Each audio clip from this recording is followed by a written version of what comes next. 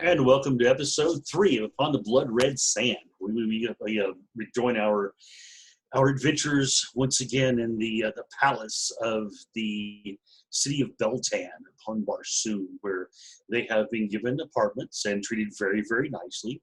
Our Sergeant Terrence Hawthorne has actually had his hair braided by one of the servant ladies. Fergal McGuire has been fluttering his eyes at a young maid, and she sees him fluttering her eyes back as well.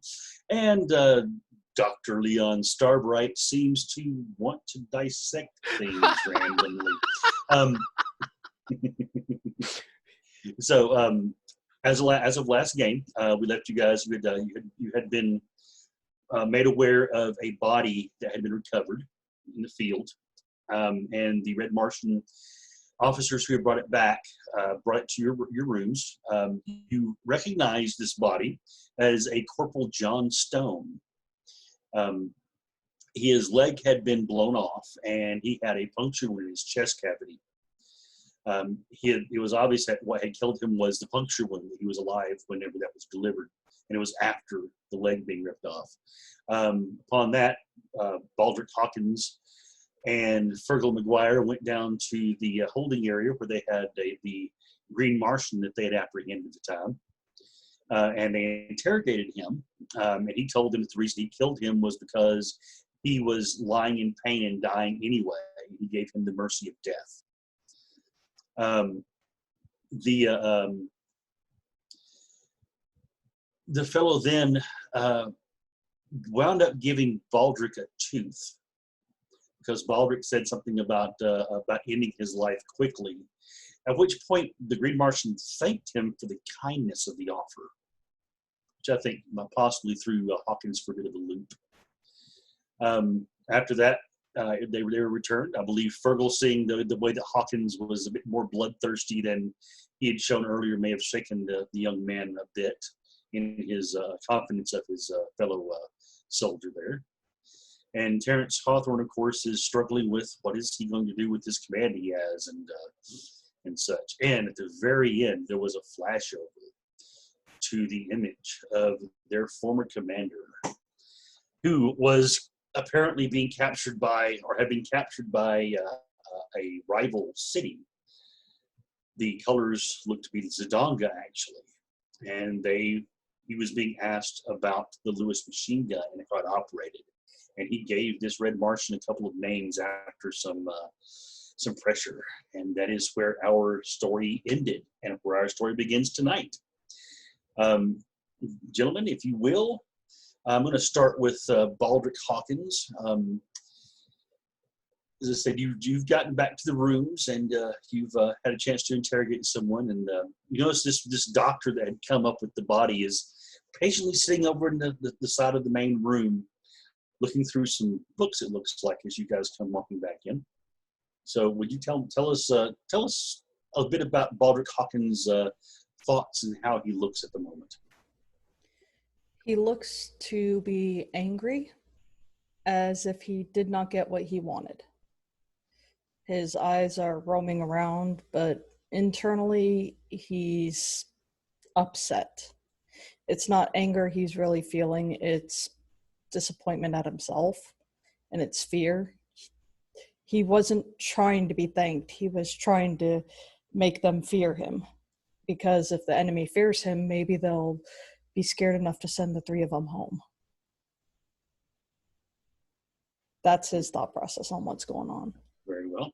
And of course, Private Fergal McGuire was also coming in there. So let's give us a bit of what Fergal looks like and what he's thinking about at the moment. Yeah, Fergal is currently,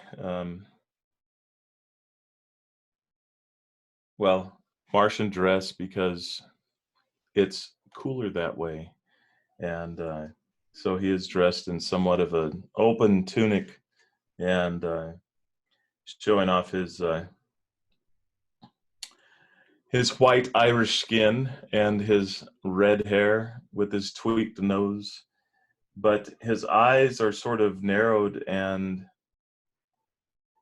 he is actually sitting at the table, and he is currently drinking a beverage sort of trying to consider the situation and the best way forward, and under the circumstances, as he looks to Terry and waits. It's a private's game of waiting, always waiting for orders. Okay. And with that, we come to Sergeant Terrence Hawthorne, the leader of our intrepid group. Him with his dapper dress of the Martian sword that he's wearing, and his hair pulled back in a very smart braid. What do we see of Sergeant Hawthorne and what he's thinking at the moment? Sergeant Hawthorne is similarly dressed to Fergal, but he's had his sort of a light linen-esque tunic, kind of flowing open with the the red Martian leather harness over it. So he's not showing nearly as much skin as he probably culturally, if he's going native, probably should. One of the serving girls by the name of Keel is just now finishing up braiding his hair. She's put a Beltan, we'll say a goldenrod yellow ribbon tying his braid down, and he just kind of like pulls that back, looks at it, kind of like thinks to himself, it's a little on the girly side, but I suppose that they might like that sort of thing here. He kind of steels himself, and as he catches Fergal's eye, and he just nods, like, yeah, I know. And he when Keel kind of steps back to let him stand up, he kind of turns to her and says, Keel, darling, would you mind finding the lads and I something a bit stronger than the water that we've been having?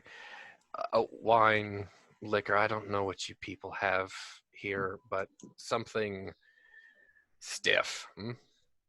Yes, I believe I can get this for you. Yes, she sort of bows her way and she hurries off to get that. Her bare feet are making little pitter patter noises on the stone floor there, and she hurries out. Her diaphanous gown wafting behind her, probably drawing Fergal's eye, because actually probably drawing everyone's eye. Because she's pretty. Yes, she's a very pretty young lady. Yeah, he can't help but be distracted at the moment, and I'm gonna turn to those two troopers that came in previously to summon Corporal Hawkins previously. Are they still at the door? They are. They've been. They're obviously on duty. They seem to be acting in the capacity of an honor guard, possibly for this fallen soldier that you guys have there. I'm gonna walk up to the younger of the two. Can I tell? They both look fairly young. They're obviously Terry's older 20. than Fergal. Okay, they're older than Fergal, but younger than me. Yeah, they appear to be, at least. Yes. Okay. I'll pick one and I'll just walk up to him. As my rank would, I'm assuming that I outrank them. I'm gonna not get in his face, but I'm gonna be like, "What's your name, boy?" Thieve. All Thieve right. Gress. Are you part of Gress Vaughn's lot, or are you stationed here at the palace? I am part of the. Well, yes, my commander is Morse Bowl. He is the High Commander of Beltan. All right.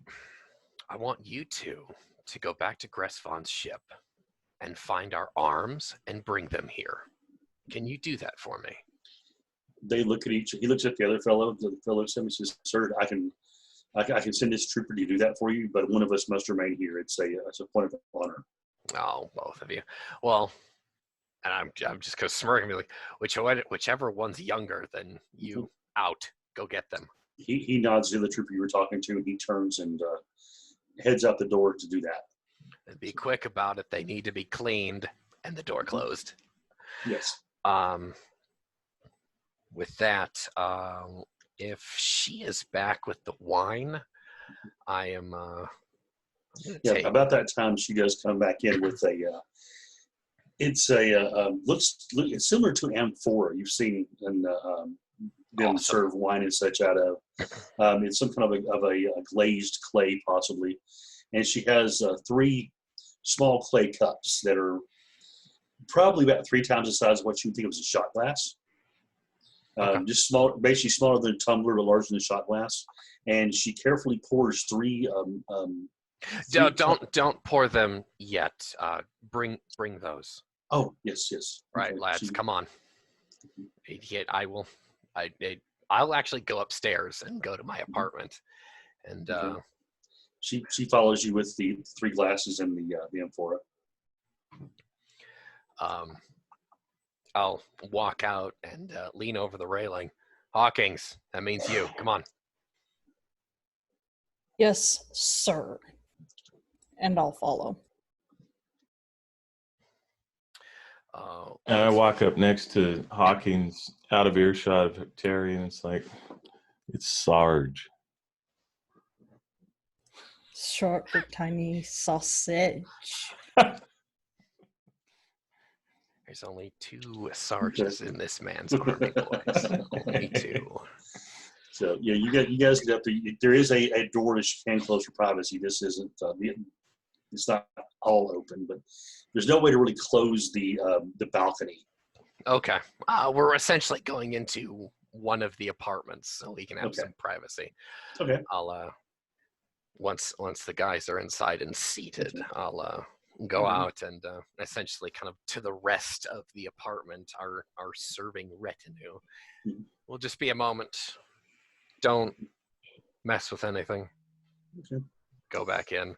Close Eating the door. off of this, actually, Fergal is watching his actions, and he kind of stands at attention then, and he's like, we're about to get dressed down, is what he's thinking.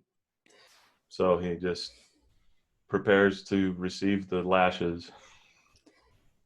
I'm going to close the door to the apartment behind me, and I'll shoo Keel out as much as she is kind of a lovely bouquet of flowers there. No, she got to get out. She agrees, but she definitely seems reluctant and seems to be confused. But she does leave. And I'm assuming you want her to leave the amphora of the liquid. Oh yeah, no, just leave that on the table. We will take care of this. The boys and I just have to have a talk. Okay, so she does. Once she leaves, I will pour myself a glass, and I'll just kind of like lean on the side of one of the tables in there, and I'll just kind of like rub my face. All right, boys, at ease.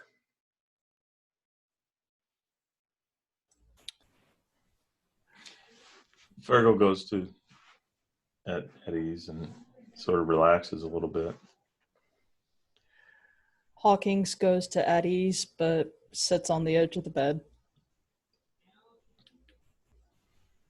It's just a long pause from Hawthorne.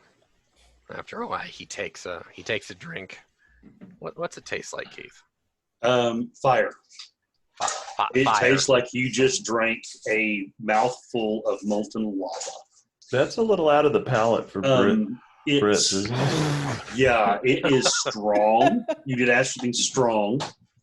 So if you would, yeah, Oh, yes, very much. Woo! It burns like the most vile bathtub gin you've ever had in your life, but the flavor that falls behind it is very subtle. So this is a sipper, is what you're telling me. It's obviously a sipper, and as you look at what's in your cup, it is a very, very brilliant orange. Small sips, boys. I'm gonna put that down, and I'm gonna say, all right, we need to talk about our situation here, and how we're going to conduct ourselves if we're going to live to get back to, and he rolls his eyes, and Earth.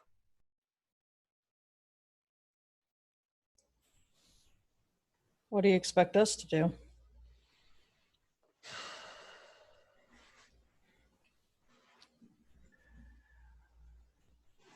I expect us to do our jobs.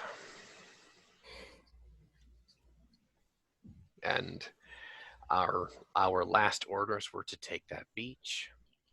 That beach is no longer there, and now we're in this mess. So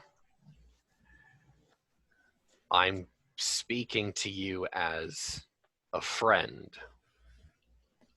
instead of your sergeant at this time. You see, actually, Fergal actually kind of loosens up and actually steps forward at that, and then pours himself a drink and sits down, and be careful. And he kind of nods at you, and he takes a quick slug of it.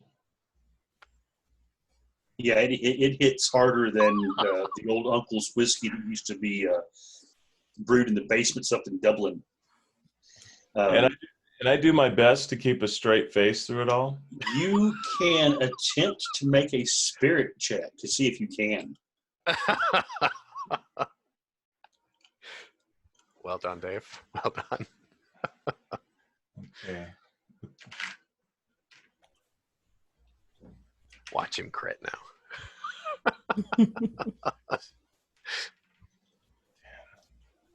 Tastes like water, Yep. sir.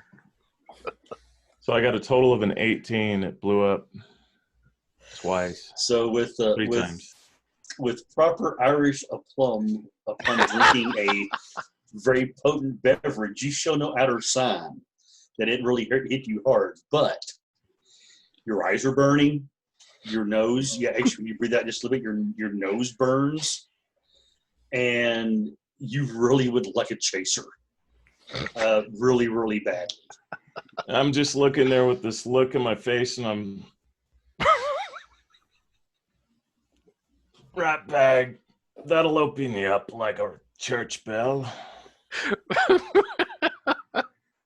The chuckle is in character too. He's just sorry, sorry, Fergal.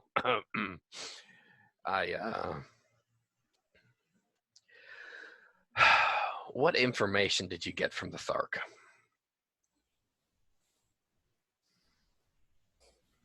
That he was glad I offered to kill him.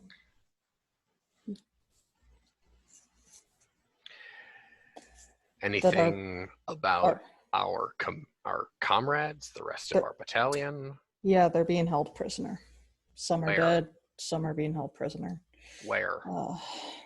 Look, can I be honest with you for a second, Sergeant? You may. I didn't pay attention much. I thought if I could make him afraid of us, he'd send us home. That was my only thought in this.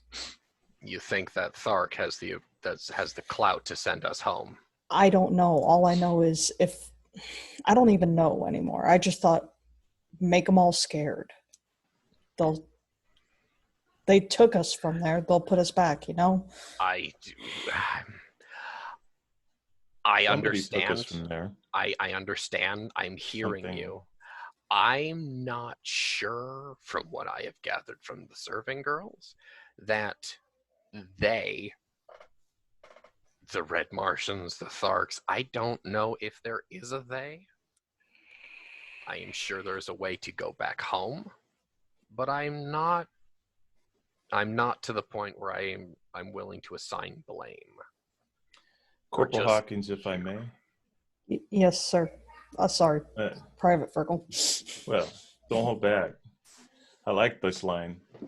Can we talk about that later, Terry? I mean, wait, sorry. We were informal. The impression that I got from him was that he did not attack him. He didn't attack our boys. He came in afterward and was not part of the assault force. And he gave Smith a a death because he was in agony. He was dying, and we can see that. That's evident from his wounds. So it's a mercy killing. Yeah, and he's very honest about this whole thing, which is different from where we come from, of course. Not that, well, all things considered. My experience is that he's just very forthcoming in everything he has to say. Did he say who attacked and who abducted the rest of our troops? He explained that there was a tribe named the Zidongan that perpetrated the attack and captured our men. Well, if that's the case, then according to our vows to the crown and to King George, then Zidonga is about as good as those Hun bastards that we were fighting previously. Yeah, I can get on board with that. Our new objective now is to rescue the rest of our lads. And another interesting fact, their general, their high commander, Blas Moore here, is a Zidongan expat. So we'll have to question that one, or question those around him and see where his political allegiances are.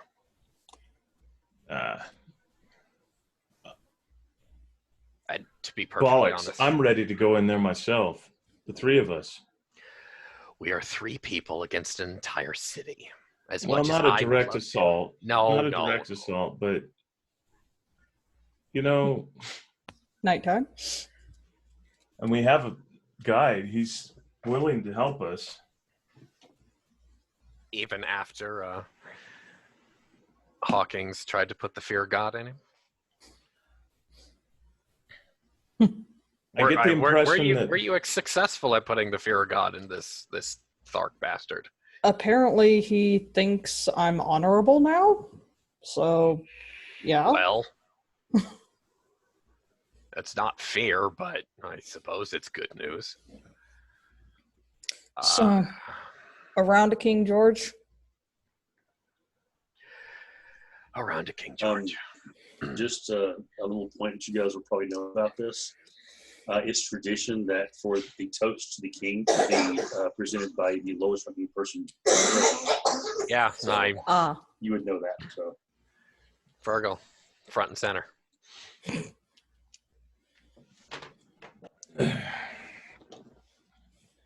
Excuse me. He steps out into the other room and he gets a glass from the table and pours the chaser into it. And he comes walking back in there and shuts the door behind him. Enlighten me. Sorry. Forgive me. What's around to King George? Other than just literally raise the glass, to King George. Okay, I don't have to make a speech. No, just toast. Very good, very good. Yeah, an Irishman making a speech about an English king. That's great. Yes. Don't mince words. Tell us how you really feel, Private. Yeah. To the quality of the drink in this cup, may it ever be equal to the man on that throne, to King George. Cheers. Hear, hear. Oh, yeah. Very much. This is your first taste of this thing. This stuff is potent. As soon as it hits your lips, the smell almost gets you drunk from it. Can I make a spirit roll to see if I can hold a straight face? If you'd like, yes. Oh, yeah. I definitely want to try this. While that's going on, I'd like Terry to at least make a few words to the rest of the dugout here. Terry will say, I'm trying my best to keep this together for us, and I want to be able to bring all of you, both of you, all of us home in one piece. I know I've been a slick git and a hard ass in the past, but I mean that as someone who looks out for the rest of you. And, As soon as you say that, you notice that Hawkins starts gasping for air. well, let's let it out. Wrong tube. It might melt. We have no idea what's in this thing. Yeah. He's definitely choking. It's obvious to you two that he tried to hold for just a split moment, and he was trying to be respectful, and then his face started turning bright red, and next thing you know, I'll come over and it's the coughing and choking. Like, You fucking foozler, and he slides his cup over in front of Hawkins, the cup that he got for a chaser. Yeah, anything to quench that burn in your throat would be really good. That's gulp down. Your nose is running, your eyes are watery. You believe you're actually having possibly your brain's leaking out your ears. It feels like this stuff is so potent. Ooh. So, Sorry for interrupting your amazing speech, Sergeant. It's fine. You know what I mean. Are there any questions, comments, concerns, grievances, or possibly gripes from the lower orders? I'll say with a smirk on my face. Well, I do have one. All right, let's hear it. Why haven't you made us do push-ups for all our back talk yet? And I say that with a massive smirk. Because from what I've understand so far, and the data that I have gathered, making you do push-ups in the equal measure to punish you, you'd be out there for days, possibly weeks, or even a month, just pushing the earth. He's not wrong. You could always make us mop up the sun. Well, stop. You don't give me ideas. I can already be creative enough. Thank you, Corporal. But you're a good lad. You're a good friend. Thank you. I look over at Fergal and just give him a sly grin. Fuck. Because I'll be doing the work is what I mouth over to Hawkins. I'll be doing the work. And I nod my head. There's a gentle rapping at the door. Come. The door opens up, and Keel steps in and says, I apologize. I know you asked me to be away, but there is a person here to collect you for the dinner tonight. Oh shit! It's that time already. Are our arms here? I'm already up and out the door. The soldier arrived with them shortly after you retired to the chamber. So I'm coming down the stairway. I'm gonna kind of like not hollering, but I'm gonna be speaking loud enough to all of the serving staff to be hearing us. Like, I do not know what the Red Martian custom is about cleaning the arms and armaments of the people you are assigned to. You are not to touch these arms and or armaments. They are the responsibilities of the private and the corporal. You do notice the one doctor who had been very patiently sitting over in the corner earlier, who came in with the body, draws his hand back as he was about to touch one of them. They're sitting on the table. He obviously looks very fascinated with them. But he pulls his hand back and he takes a step back, but his eyes are looking at them very hungrily. You out. He nods very well, and he turns and walks out with a bit of an imperious look to his face. So, lads, would you lock these up in your rooms, please? Dead bodies? No, our gear. Oh, right. Is it safe? Maybe we should just carry them. I don't think that the Jetak of this fine place would be very pleased with well, if her we guests. proved that they were unloaded. Well, to be perfectly fair, let me ask. All right, Game Master. mm-hmm. Red Martian men are allowed their arms and armor in just about anywhere, from what I understand. Correct? You've basically not seen a man walking around. Actually, most of the women either walking around without at least a blade on them, prominently displayed. and several are carrying sidearms. So, How about the full-length Martian saber, though? there, you've seen a couple.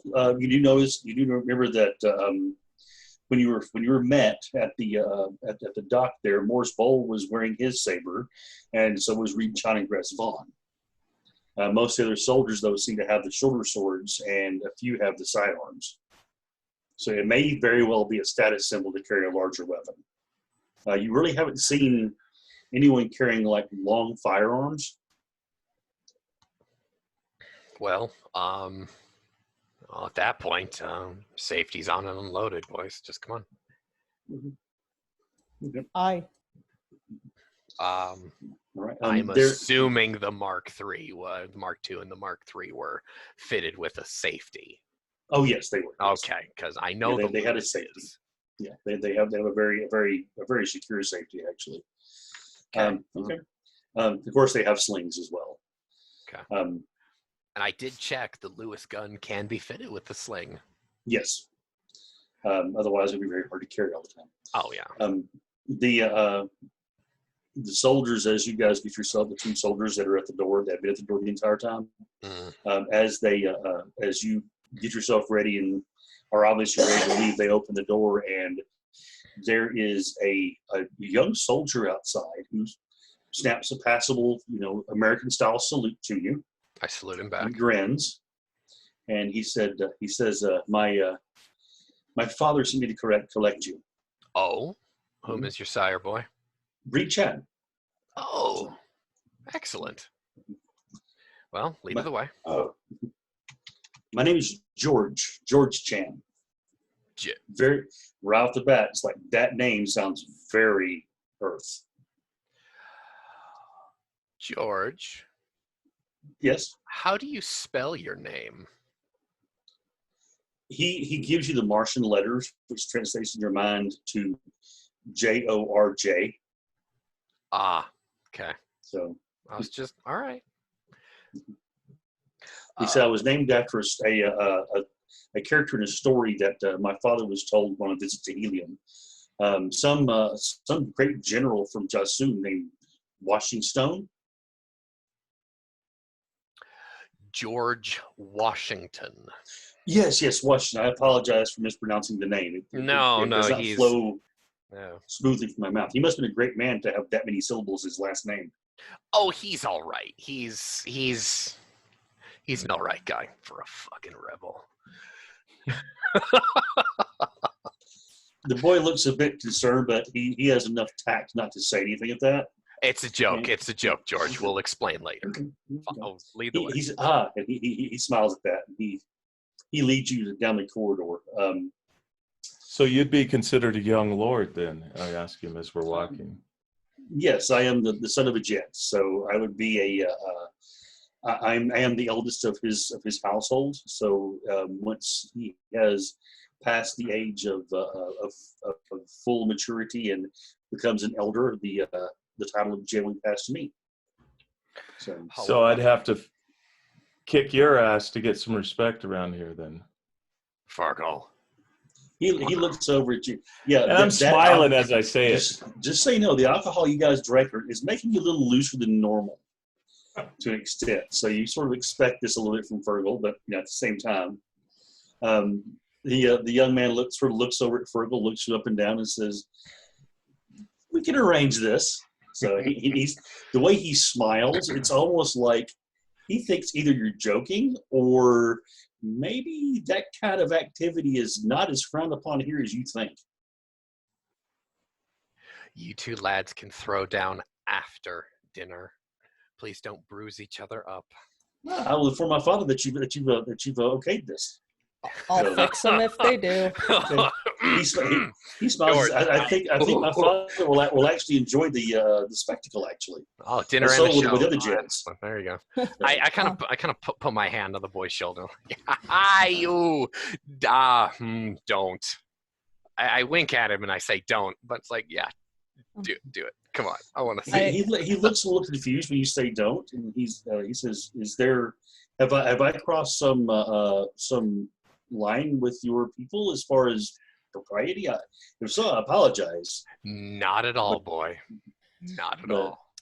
I bet- mean, for one of my stature to be offered the challenge of a son of Jasum, I mean, if I can even hold my own against him, I mean, the honor they'll bring upon me and my house would be huge. I understand that, and I appreciate it. I'll allow it. So long as you two have a good, clean fight. I'll shoot a look back at Of Fergal. course. He Of smiles course. and says, "All the proprieties, of course, will be observed." So, and he has a big grin on his face. He is carrying one of the long red men swords on him. Hey, Fergal, To write him down. I bet my earthen good socks, my dress socks, that you can kick his butt. If you win, I'll give you the socks. So if I lose, that means that I have to eat the socks? No, just means I get your dress socks. Damn it. I turn around. I smile widely at Corporal Honk. He's like, "Oh, you're doing it now. That is an order, boy."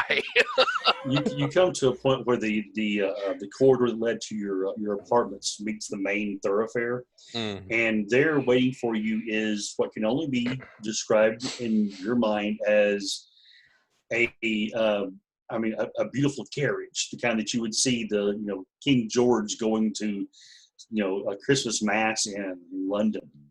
It's We're not beautifully riding gilded, in that, are we, George? of course. It's beautifully gilded. The seats in them are upholstered and look very comfortable. And it has no wheels, but it seems to be hovering about 1.5 feet off the ground. I kind of look down at my mud and probably red Martian dirt and clay stained leather boots in my putties as well. I'm like, I'm not getting in that. It's going to be filthy when I'm done. It can be cleaned. All right. These kinds of chariots, when the men of Beltan come back from an expedition successfully, they're paraded through all the thoroughfares of one of these, and most often, I mean, they're covered in all kinds of things: blood, mud, you name it. Much worse than my much worse putties than have been in there. All right, whatever. I hop in. So just out of curiosity, is there an area on the back that you would have someone jump up and just hang on? There is, but there's also a soldier standing there, guard. He's wearing the yellow that you would normally see, everyone else you've been seeing, but you're starting to notice that some of the symbols in these guys' chests, and like a little center plate for their chest where these straps come together, are slightly different. This one matches the one that the young man is wearing, George is wearing. So he's royal. Probably house guard, you would think, or either that, or maybe the different Jeds have men at arms, if you will. Possibly that they have, they may be part of the larger, soldiery, but they are assigned to specific and loyal to specific Jeds. Very good. Okay, so it's customary then to ride within, because I'm looking to Terry and just confused, because typically I would just jump on the back because of my station. Yeah. Typically you'd be right. Yeah. Oh, sorry, come on, then. They've got that taken care of for us. Oh, high society today. Woo! Feel like a silver spoon, sir. Don't get used to it, Private. Fucker. I elbow him in the side of the fucking head. He just rolls out of it. Kind of expected it. Oh yeah. That's how it's gonna be here. Keith, I sent you a message in chat, by the way. I'm gonna watch this with a raised eyebrow, put my weapon in first, Right. and then get in. Help Fergal in. Well, Fergal's actually waiting for you two to There we get in. So, Oh, I was already in the carriage. I'm assuming you followed Okay. me in, and that's when All I right, elbowed then. you in the side of the head. We're waiting on Okay. the corporal. Yeah. So the I think Hawkins. sorry. Mm. Oh, hold on. Wrong person. Let me see here. Oh, yeah. So yeah, to your earlier question, by the way, Terrence, as a little flashback, Mhm. the answer was that most Martian men go clean shaven, but your facial hair gives you a rakish ruggedness. I'm probably rather exotic looking compared to Yes. the women of Yes. Mars. Can't tell the Yeah. difference between the men and the women here with no facial hair on. I mean, look at Dave, for example. George takes a seat just inside the door of this carriage and closes it, and you notice that there is one of their beasts of burden pulling this thing, much like a carriage, and there's a handler in the front. He reaches down and does something, and you feel this chariot rise a bit, and it begins gliding forward as this creature starts pulling it, and it picks its speed fairly quickly, to the point that you're actually getting a bit of a breeze from the rapidity of the motion of this thing. You also notice that ahead of you are a couple of soldiers mounted on smaller beasts of burden that apparently are basically being crowd control, making sure no one's in the way as you guys proceed through this place. And you are definitely the thing to see. Apparently, the thoroughfare is lined with people of all. Well, the majority that you see are red Martians, but you occasionally see a tall green Martian there. You see scattered among them a very few of the white Martians as well. And oddly enough, you see two gentlemen at one corner who are literally, their skin is the color of the darkest night. So, George, yes. what is your opinion of the Therns? Not The taking Therns? my eyes off the Therns in the crowd. Oh, the most of the Therns here are they're good enough people. What do you think of them? Are they passable as people, not savages? They are. The ones that the ones who consider themselves gods have, for the most part, been purged. Many of these Therns are ones who had fled their homelands for whatever reason and sought shelter here, just as we have. So they're expats. And they've brought their knowledge and some of their ancient records that they had of the great old empires. And we've been our doctors have been poring over these, trying to glean bits of information about the old city and the treasures within. So they're integrating well with Red Martian society, I'm hearing. They are. How about those black folk? I've never seen them before. We call them the First Men. They were one of the oldest races upon Barsoom. And they have, much like the Therns, they have much to offer us as well. Same thing. They have been the ones here are the ones who have left their homeland for whatever reason, either having been exiled or chose to leave and come here. They have no loyalty to their old masters. So, and of course, the Green Men are our allies. At least the one tribe that lives in our vicinity. There are smaller tribes that patrol the outer lands. From what I understand, you met a group of them when you first arrived. Oh yeah, Fergal here shot one dead. Congratulations. So most young men your age haven't had a chance to do that yet. I've seen Fergal strangle a Hun to death with his bare hands. What is a Hun? Oh, is he a Green Martian? No. It's I look at Fergal. It's another tribe of Earthmen, and they're. It's like a fucking cockroach. Yeah, mate. It's Huns. It's gonna exceedingly English here in a moment. Yes. He blinks when he says cockroach. And he I sort of thinks convey for a the moment. image of the bug in my Okay. head to him. He seems to look at you a little more puzzled. He says, "I can't seem to get the gist of your speech as easily as I can other Martians." Yeah, Before the war, they were called Prussians. They're from a country called Germany now, and their JEDAC is responding to a Terry is going to very much pick his words very carefully and say a misread political move in a country that is not his, has none of his business, and has drugged the rest of the civilized world into it. And at that point, Terry's going to be like, George, I can pontificate about this for hours.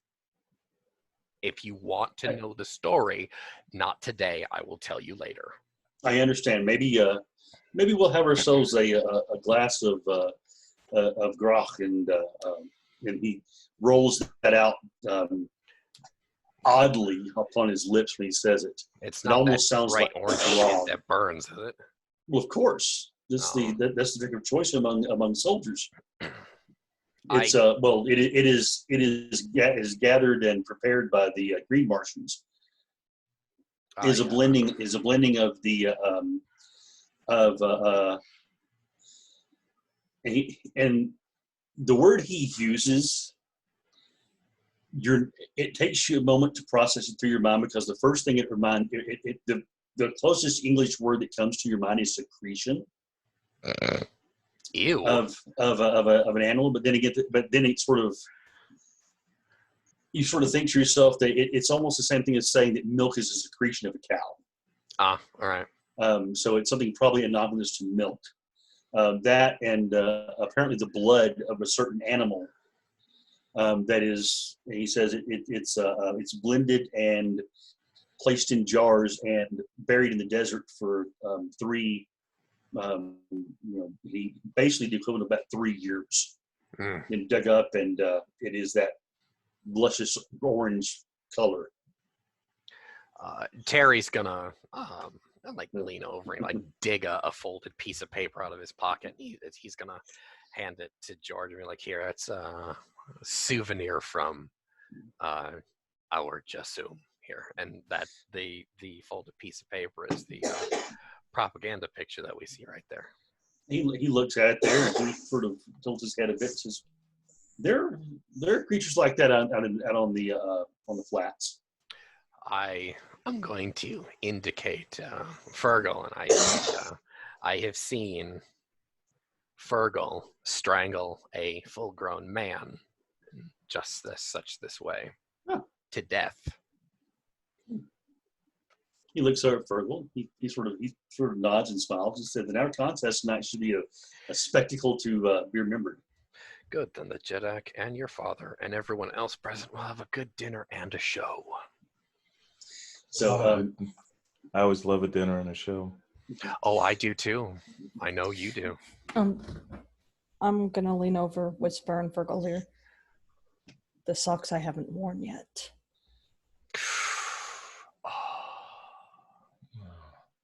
If you beat him, Private, you can have my dress socks. 2 pairs. Ooh. So, George, I'm really feeling sorry for you at the moment. George, beat his ass. All right, there we go. Good-natured fun. You guys come You're to not a meter, are you? He's asking him. He gets confused. Look on his face as you that term. He says, "What is this that you speak of?" A meter, a yellow belly, like a coward. No, of course not. Well, exactly. So it should and he gets a seriously offended look in his face when you say that. Like, how could you even consider that? He's just don't mind him. He's just cultural insensitivity. I apologize. I guess I just. Earthmen are. I've been told you Earthmen are a bit of an odd lot, so I will let that insult pass. I didn't mean it as an insult. Do you have humor here? We do, but we generally don't talk about a man's honor in that way. Okay. With that, you come to an area where there is, it looks almost like a gate built into the thoroughfare, which actually it is. And if you pause there for a moment, the driver speaks with someone, and your group is allowed in. The carriage takes you through a completely cleared corridor that's a bit wider, and you come to a large circular room where a footman comes up and opens the door and offers you to dismount as the carriage lowers itself. There are clumps and clusters of people all in this room. It's almost as if they're waiting. It's probably like a foyer possibly to the main area, or maybe like an entrance hall, if you will.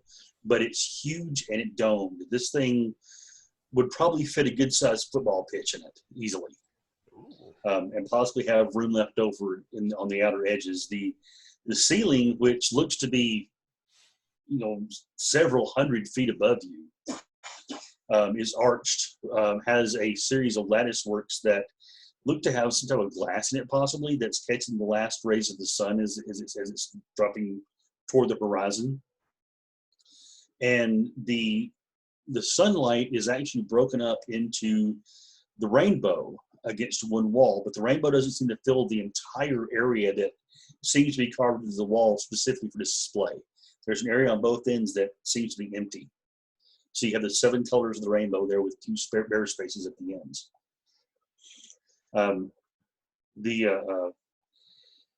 As you get out, you hear a familiar voice, the voice of Gress Vaughn, call out to you. And he says, Sergeant Terrence. I smile. I wave to him. He waves you guys over. He's now cleaned up, wearing the standard Martian soldier's dress with his saber on his hip and his pistol on his other hip. Is he with somebody?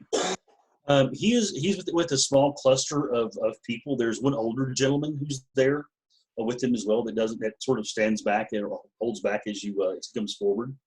They all have a similar cast of looks. You're probably thinking this is probably his family. Okay. Interesting. So he says, "Welcome to the Hall of the 9 Rays." 9 of them, eh? Yes. Can you not see? And I just kind of like point emotions. my chin to the stained glass. Yes, the 9 Rays. It's quite beautiful. And he, the first word he says doesn't really have a translation in your language, in English, but you get the idea that it's an impression of a color. And then he goes to the typical rainbow colors, and he says another one at the end. That the closest thing it comes to is heat.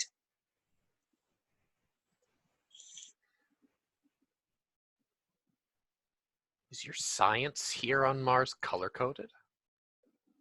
That is how the power is generated. Yes, is the different colors of the 9 rays. Each ray has a different well, I guess you could say.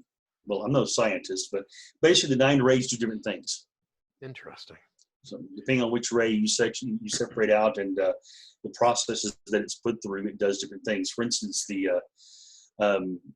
our airships is the ray, the 7th ray is what we use for that. And he points to the one farthest to the left, which doesn't make any sense because you would think of it in the center, or possibly if you're going from left to right, the other side.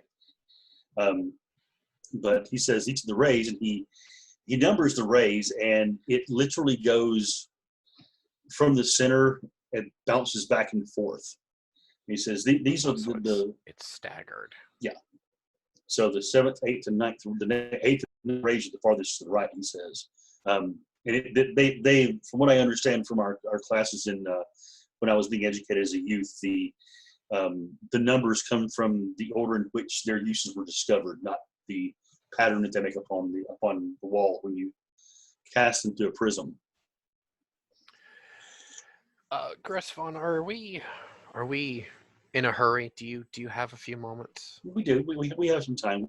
The actual feast hall hasn't been properly finished as of yet, and it's customary to mingle among the gentry as we wait. I can take you around and actually introduce you to folks if you'd like. Momentarily, I would very much enjoy that. I would like to speak to you in private first. Of course. Just briefly. I turn to his group of people behind him, and I'm about to say something, but I will look back at him and say, "Is this your family?" Yes. He turns around and says, "Father, I will be a moment." And the older gentleman nods to him. He takes you by the elbow and leads you over to a little alcove off to one side. And there's several lining the sides of this room or building or whatever it happens to be. And they seem to be specifically designed for these little private chats. Okay. There are several others that are occupied currently by small groups or individuals. He says, what do you need of me?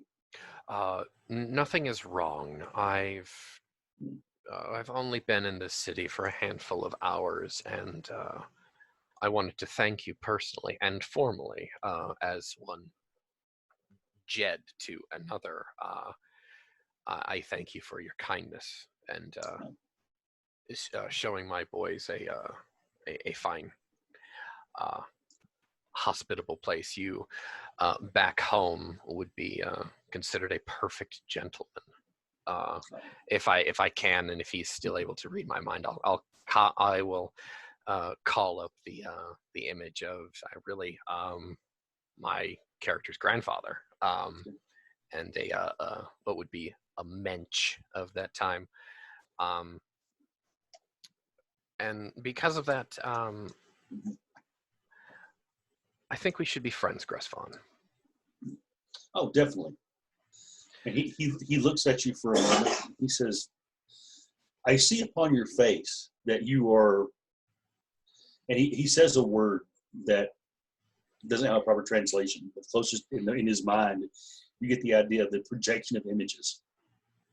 So I see the look on your face that you are doing this, but you are a blank slate to us. Interesting. We seem to be able to understand you when you make words, and these words have meanings associated with an image in your mind. We get those images through your voice, but if you don't use the voice to speak them, they don't seem. We do get nothing. Interesting. You're a blank slate. I've been told this is the same in with John Carter. I did bring it to my sister's attention, or my friend's sister's attention, and she said that this was something that was known about Jarsumians. Their minds are not as open as ours. So if I am to convey myself, and if my boys are able to wish to convey themselves to you, it would be best if we did it verbally. Yes, that seems to be the case. When you speak, your ideas come to us. When you're not, they're not. My apologies. I was confused initially. I thought Barsumians were vaguely telepathic. Oh, we are. But for some reason, your minds you don't are, seem but to. cannot. Yes. Excellent.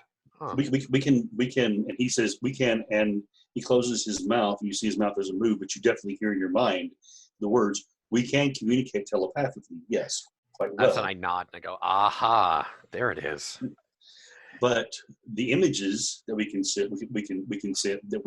trade, and he shows you the image of a beautiful Martian sunset over a canal, where the canal is lined up perfectly east to west, and the sun is sitting and actually turns the water itself to flame. By God, that's beautiful.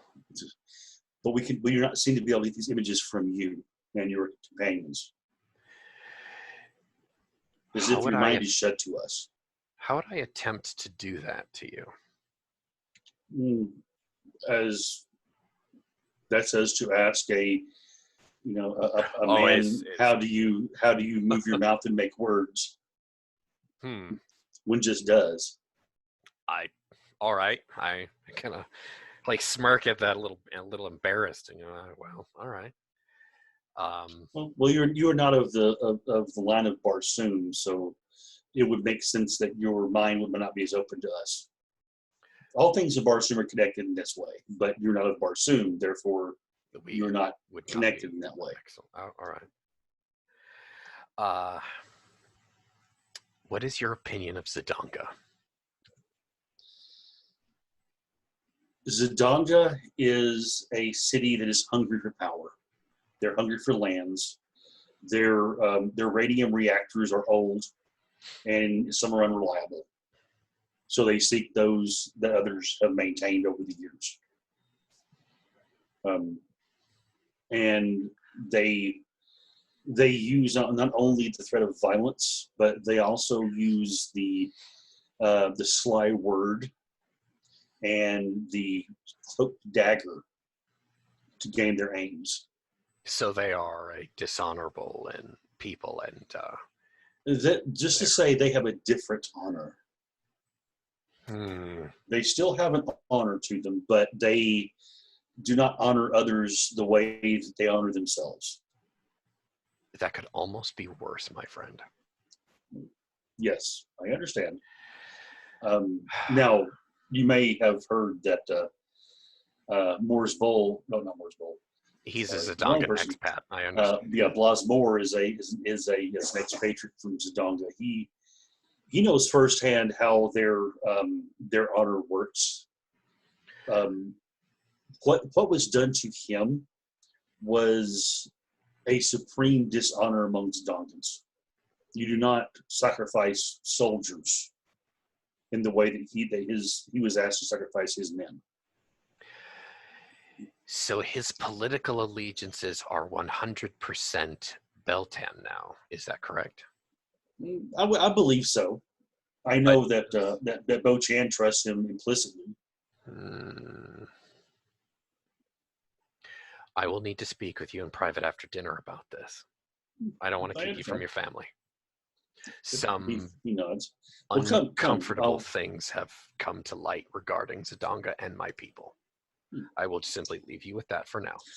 You're speaking of the Green Martian that was brought in earlier with the dead soldier. It gets worse than that, mate. Don't. Well, I've been informed of what he is reporting. Oh, you have? Yes. Well, you're not the only people who questioned him. We did as well. I'm glad we're on the same page then. Yes. So please, I will follow you. Let's have dinner. Okay. He leads you back out, and of course, during all this time, Fergal and Hawkins are standing there, and you are seeing a lot of people dressed very dapperly all around you. Servants wandering through with trays with drinks, but you're offered one. It's the lighter wine that you've had before. But these people, they're looking at you and they're chattering about you. And you can hear them. You are literally the star of the show, as you would. Most interesting beings on the planet right now. Yes. In their world. These people, according to what you're able to pick up with, because literally you're getting bombarded with mental images, that a lot of these people are here specifically to see you. Not necessarily to speak with you, but just to be able to say, I saw the men from Jasum. This would probably prompt McGuire to be standing there next to Hawkins, and it's like, well, isn't it just like but officers over there killing the canary while we're over here being gawked at like fucking monkeys. Starts dancing around like a monkey. Well, if they're expecting us to put on a show, Hawkins unbuttons the top 3 buttons of his shirt and just leans back against a post and just like puffs out his muscles a bit and looks at a few ladies and raises an eyebrow seductively. You get some twittering giggles at that. And the mental image of, I wonder what he's like in bed. As they're speaking and they're obviously speculating about this stuff, some of the things are somewhat flattering, and some of the things that you get from these ladies' minds are downright blush-worthy. Oh, Oh, I Um, send some back that would make a porn star blush. Fergal, as he's dancing about, gets there. For a moment, the conversation around you stops as they look. And there for a moment, about that time, Hawthorne comes walking back up with oh, Rest you got the Vaughn. monkey show out. I had a boy. I'll pat him on the shoulder. And as I stop, though, and then I break into like this Irish jig real quick. You want See, to? that's a little bit more pleasing to the eye. Okay. Um, It's gonna be. these Martians watch this Irish jig for a moment, and one young lady separates from the group, and she starts performing this very intricate dance along with you, and then sort of and does it for just a moment or so and stops. Part of this thing is basically grabbing part of her skirt and flaring it out as she's spinning, showing quite a bit of leg in the process. And her legs are very much dancer's legs. And you notice that she's barefoot. Now, she actually has bracelets around her ankle. So she jingles. Ooh. So she jingles just a bit as she dances, and she stops and sort of looks at you and says, And I respond, or is she about to say something? She sort of stops, sort of looks at you. You get the mental image of, oh, we dance here as well. Sort of almost as I admired your dance, this was mine. What do you think? Type of just a burst of information. So I do a overly flowery bow, leaning forward, and then smile at her, and then respond with another jig, and then do a sort of like giving it back to her. Okay. She launches into another dance along the same lines, but her feet, their dances seem to be more about very much like the Irish, about footwork, but it's more about placement of the feet more than motion. This dance, she always seems to have one foot on the exact same spot as she moves in a very intricate whirl and weave and bob, but that one foot or the other is always there in that same spot. It's actually quite beautiful and intricate the way she does it. And it lasts for a moment, then she stops, standing on that one foot. And Fergal starts to chuckle at himself, Mm-hmm. and he looks down at his feet, and he's like, he conveys the image to her that he did just the opposite. I don't think he erratically, chaotically touched any same spot anywhere. Okay. And he comes up, he goes over to her, and he holds his hand out like he's offering to take her hand. She reaches her hand out and very daintily puts it in your hand. And I lean forward and I just kiss her on the back of the hand. Okay. Her eyes light up when she does that. He does that. And I applaud. I'm going to do it loud and obnoxiously. A few others see this and start adding in their applause as well. And the lady turns and sort of bows to each of the other. And she says, "You must be Fergal? Was that the name that they said that you go by?" Fergal McGuire. Fergal McGuire. Yes. Well, it is very much nice to meet you, Fergal. My name is Shello Thoris. Shadow? Shello. Shello. Shelo. Very nice. Okay. I haven't heard of that name before. And you notice that she's dressed in red. Unlike most everybody else seems to be shades of yellow and such, she specifically is dressed in red. So, from the side, Hawthorne will speak up and goes, "You must be the cousin of Daejathoris, yes. the Heliumite." Yes, she is my cousin, yes. And she is strikingly beautiful.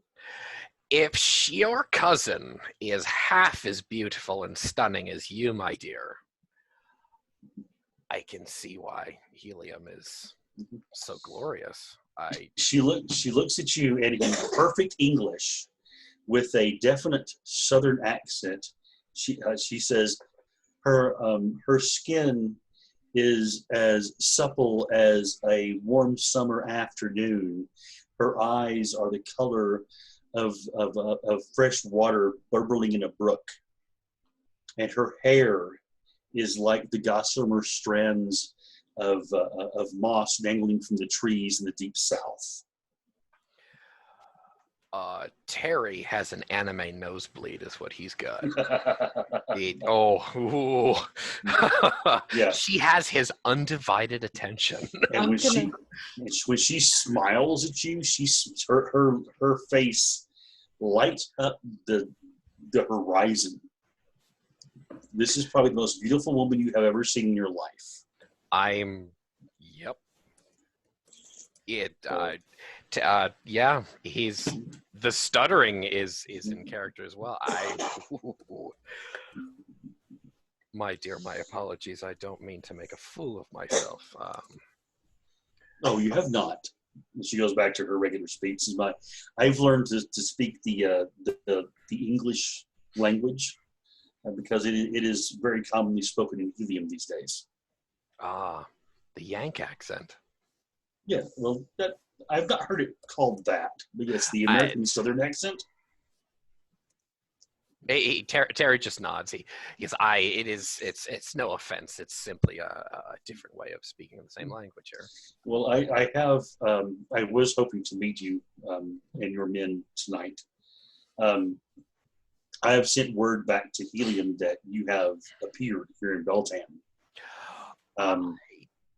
Because our prince would very much like to be informed of your presence on the planet of Barsoom. I actually had a letter for you, but you can disregard that letter because it said the same thing. It would seem great minds think alike. Oh yes. John Carter it definitely has a great mind, though it is different from a red man's mind. I'll step forward and I'll give her a smart, I suppose, an English gentleman's bow. Okay. And would you please, if you would, she looks over at Fergal and says, "Is in your culture, is he considered a servant, a soldier? What would be his station?" Fergal is a soldier. He is a private in King George. King George, the Jeddak of England, his army, king, his royal army. In your words, the king. Yes, he is the king. Yes, I'm aware that some of your nations have these kings. That they are very similar to Jeddaks. As a matter of fact, I will be very interested in speaking with all of you, and she motions to the three of you at some point when we have time about your kingdom and how it differs from the Americas. So, we would be delighted to speak with you at a later date, my dear. She sort of leans in and she says, the way John Carter explains the American government just sounds so messy. That's how one actually governs a country without having a king doesn't seem logical. You're not wrong. I will explain it all and I will try to be very non-biased when I do. As you wish. And at that, you hear a tone that rings out, almost like maybe like a deep bell tone. And you see a pair of double doors open that went into this room. People start walking that way. Stop. You're being served. She holds her arm out to Fergal and says, "Would you care to escort me, soldier?" Oh, well then. There's a lad. Okay. I thought all your act of being quite a dizzy was going to take her over. He's saying in the English to him. You're Sergeant Hawthorne is definitely a wonderful figure of a man. There's something about your voice that just intrigues me. The way the words roll from your lips, I wish to hear more. Yeah. Fergal, show her some Gaelic. Yeah. Eyebrow wiggle at them. Okay. Maybe in private. Oh, yeah. A little bit of Maffican stories, the rowdies. We can There's- tell you the story about where Hawkins and my buddies kicked some people's ass in the alleyway. That There's a lad. interesting. Stupid shit. As the groups, the sort of motions that way, you notice as you're walking along, you feel a presence at your back. And when you look over your shoulder, you see a green man standing there that's, if he is an inch, he is 16 feet tall. Massive being. Same dude? One of the largest that you've seen in your life. Nah. No, different. This fellow is also in the same colors as Sheila Thoris is. And the same insignia as well. He's on my back? Well, he's behind you guys, right behind you, and she knows she's looking over the shoulders. Oh, that's don't worry yourself. That is Kel Thark. He is my personal bodyguard. I'm not. He nods to you. I didn't know this was going to be a threesome, though. Oh no. And at that, you hear Kel Thark. He lets out a belly laugh that, because of his size, is much louder than any you've ever heard. And he says, "Oh no, wee man." Okay. Take you and your giggle mug and social distance, please. He sort of looks, and he does give you a bit of space, but he still stays within, well, for him, arm's reach, which is still quite a distance. Yeah, makes me and feel a little better. You do notice that he has two very large blades that are slung upon his back in sheaths that allow the handles to come down below. It's an odd rig to your eyes, but it seems to be comfortable to him, at least. So possible to either his upper or lower arms to grab him, possibly. The hall you're led into is actually smaller than when you left. And you notice there are some people who aren't actually entering. They're just sort of creating a corridor for you to walk by. So basically everyone gets a look, effectively. You're definitely getting some murmurs about the fact that one of the Earthmen is escorting Sheila Thoris. That seems to be getting a bit of rumors flying. And she leans over to you, Fergal, and she says, "I should let you know, I've seen the look on your face that is the same as our men make whenever they're trying to convey thoughts. We cannot read your minds the way you can read ours. We do not get the images that you try to project. We get the feeling that it's there, but it does not make the same sense to us as our mind does to you." She sees a wash of relief go across his face, though, as he's looking at her, and he just sort of looks away for a minute, and as he recomposes himself and says, and she holds at her, she has her arm sort of looking yours. She reaches over with her hand and she pats your forearm and says, "But I can see the images written large upon your face that I do not need to see in your mind to understand what you're thinking at the moment." And she sort of smiles at that too. "Well, it's not every day you meet a bit of a raspberry." Oh, he doesn't. Okay. She chuckles at that. Dang.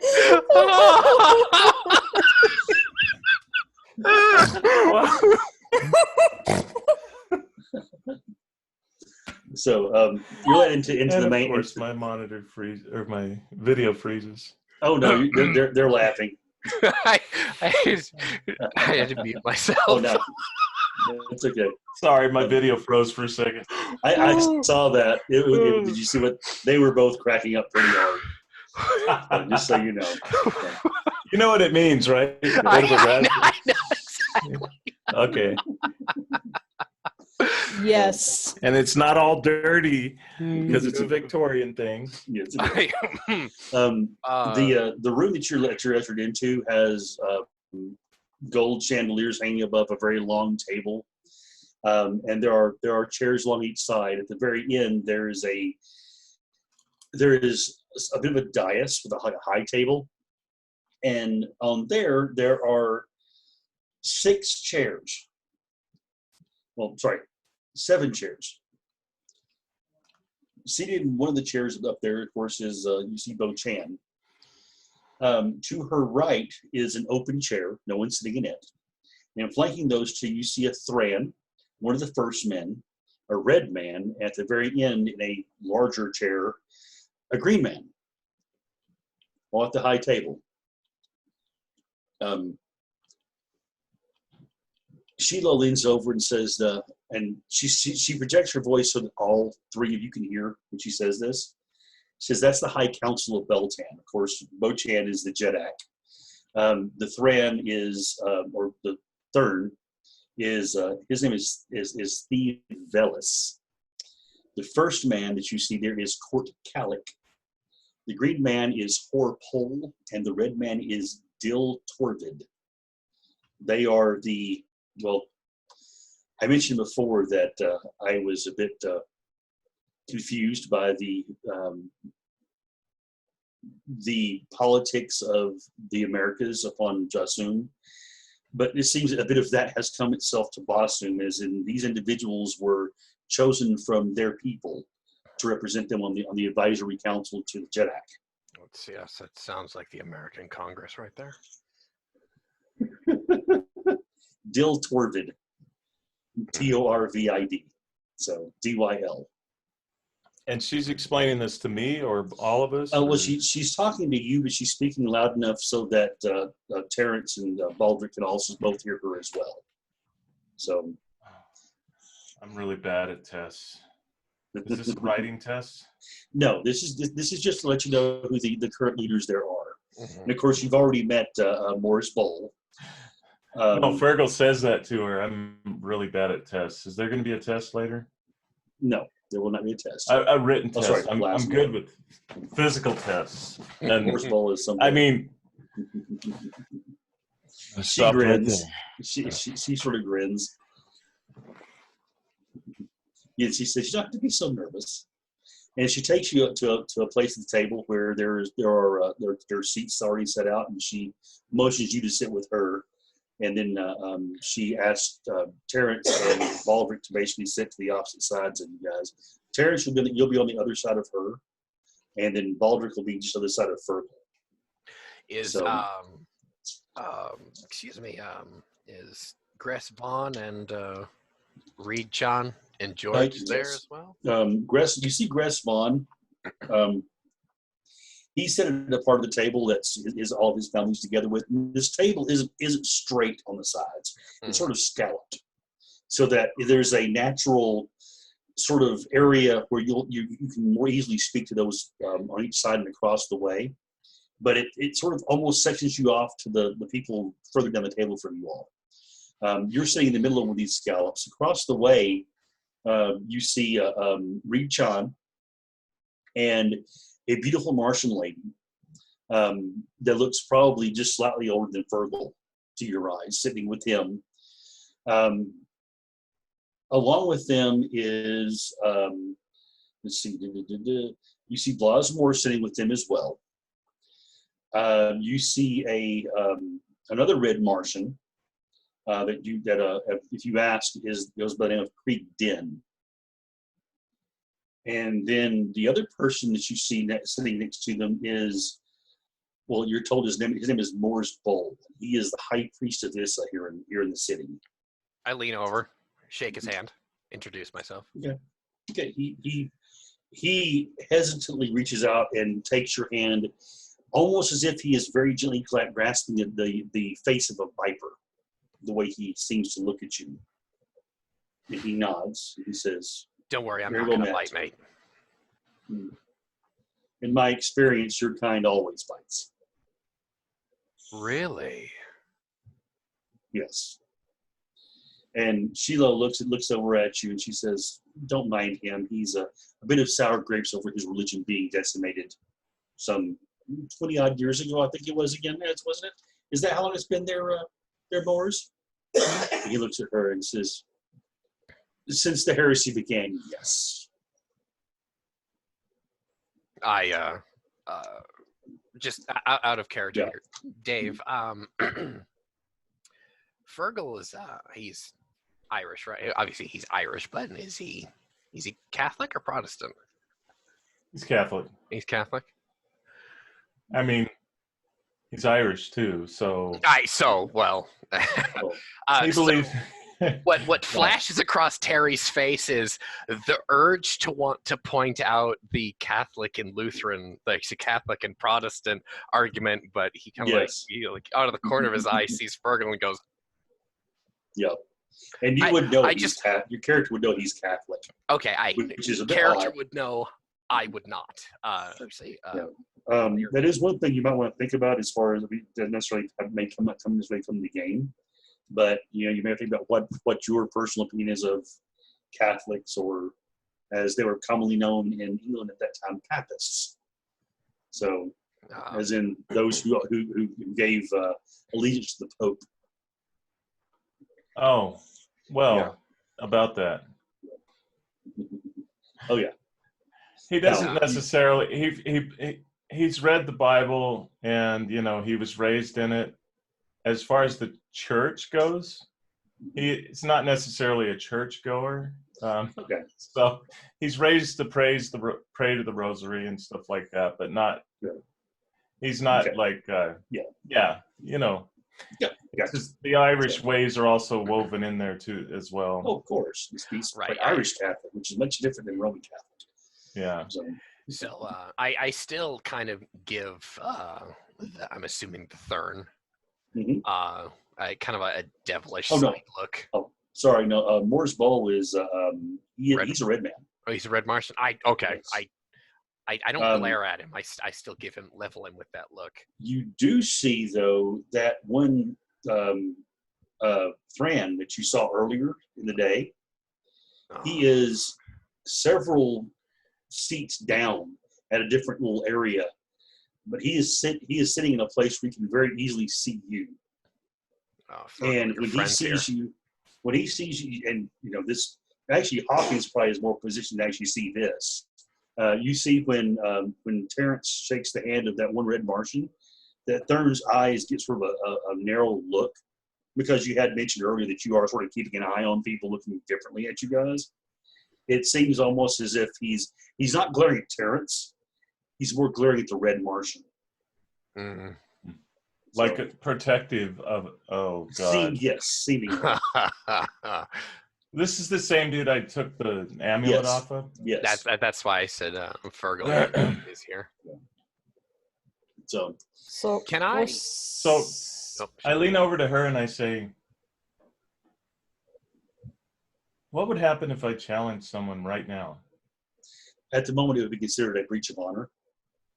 And it's possible that one of the High Lords of Beltan would have to take that as a affront to the Jedak's honor, and they would find the best warrior in town to basically do the honors, the challenge, if you will, or possibly throw you in the dungeon. It depends. Who invited the wooden spoon over there? She looks and says, which one do you mean? Well, of course, be nonchalant about it, I guess. And I just described the guy to her. Oh, Thee Sen. Oh, he's one of the higher leaders among the Thran in town. Or the Thurn. The Thurn. He is the high priest of the cult of the Blue Stars, they call it. Him and she points at another fellow, Creek Den, over there. They're the two heads. They believe that the reason Johnny Carter was sent to Barsoom was to lead them into a new age, and that his defeating of Isis as the god of Barsoom by tradition means he is now the new god of Barsoom. For if you defeat one who has a position, you take over that position. So that's why he's staring at us like we're some sort of baked good. And He Or probably thinks you're, and she says a word that doesn't have a straight translation, but the closest approximation is angel. He probably thinks that you're basically angels. well, that's what my ma used to call me. At least on occasion. Where Baldric is sitting, a fellow sits down next to you. He's a red Martian. He's an older fellow. Unlike most of the Martians you see, he actually has a slight shadow of facial hair. More like a matter of maybe he forgot to shave than him actually growing it for the pride of actually having facial hair. His clothing, though in good repair, is a bit rumpled. And he sits down and he says, "Finally, I get you in a place where I can actually talk to you." And that's when you realize this fellow was the doctor that was in your room earlier today. And how are you today? Oh, I'm absolutely wonderful. Dr. Thay Davis, by the way. I hear you're also a doctor as well, yes? Pleasure to meet you, Dr. Baldric Hawkins. Would definitely be a pleasure to meet you. I would very much at some point love to speak with you about those wonderful devices. And he sort of motions toward the infield that I'm sure you probably have secured somewhere next to you there as you sat down. Oh, yes. Unfortunately, you have to understand, I do not have a lot of knowledge on the subject. Oh, really? My subject is medical. I know a lot more about the medical field. I Oh, the simply anatomy. know how to help my unit. So you know See all the about enemy. how the 9 rays interact with the biological systems of the Barsoomians. No, I know about human anatomy, sir. He gets a confused look in his face. And it's like, that's intriguing. What I do is, and I explain, I know how to, in the middle of a firefight, remove a bullet, stop the bleeding, and repair them so they can go back out and get shot again, so I can repair them again so they can eventually probably die in combat. He gets a look of horror on his face and says, how horrible that must be. We wounded over and over again and not given a proper death. Unfortunately, that is the way of war. Mm-hmm. Wars of Barsoom sound barbaric. Things are very different there. Yes, And Hawkins gets a very, very sad look on his face, and his eyes kind of go distant as he starts remembering things. He says, I do apologize if I brought up some cruel memories. Your masters must be horrible people to make soldiers go into war over and over again after being injured in such ways. They're not horrible, sir. They do it out of loyalty. We do it because we believe in what's right. You must understand. Your men are hardier than they are here on Mars, or on Barsoom. Well, there was a man I once knew. He took 8 shots to the chest. Took him back to a field hospital, sent him home, and somehow I was working on him again about 8 months later. He was wounded that badly, and then sent back into the fray. He found himself back in. We didn't want to send him back in. We discharged him, and he found himself back in. He wanted that badly to fight for the king. His loyalty was that strong. The king must be great if he inspires that much loyalty. He is. As you're speaking with that, another tone rings out, and Bo Chan stands up, and she says, "We have come here tonight to, my lords and ladies, to discuss the recent incidents." And the place sort of gets quiet. He says, "As you know," and she looks over at the 3 of you, says, "We find ourselves hosting 3 men from Barsoom. And it pains me that we only host 3, for I have received news today that upon our borders, just this past day, a dreadnought of Zidonga was spotted." I'm going to sneer at that.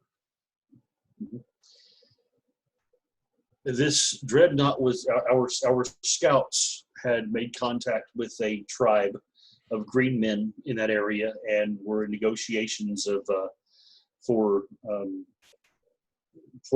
in their case they wished to have some of our trade goods in exchange for things they had gathered from some of the other cities that of course docked the area around here. When this dreadnought appeared, they became one with the sand, of course, as is their custom. And they saw this dreadnought hover just beyond our walls, as if waiting for something. This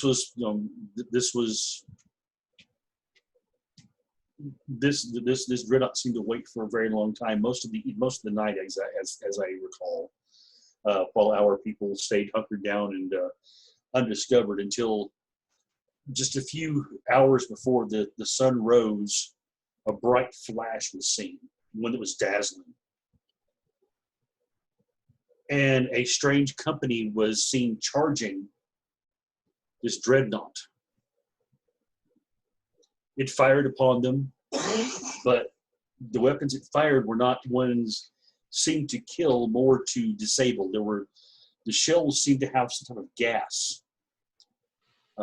There was some bit of explosion, of course, and some bodies were scattered about, injured, dead.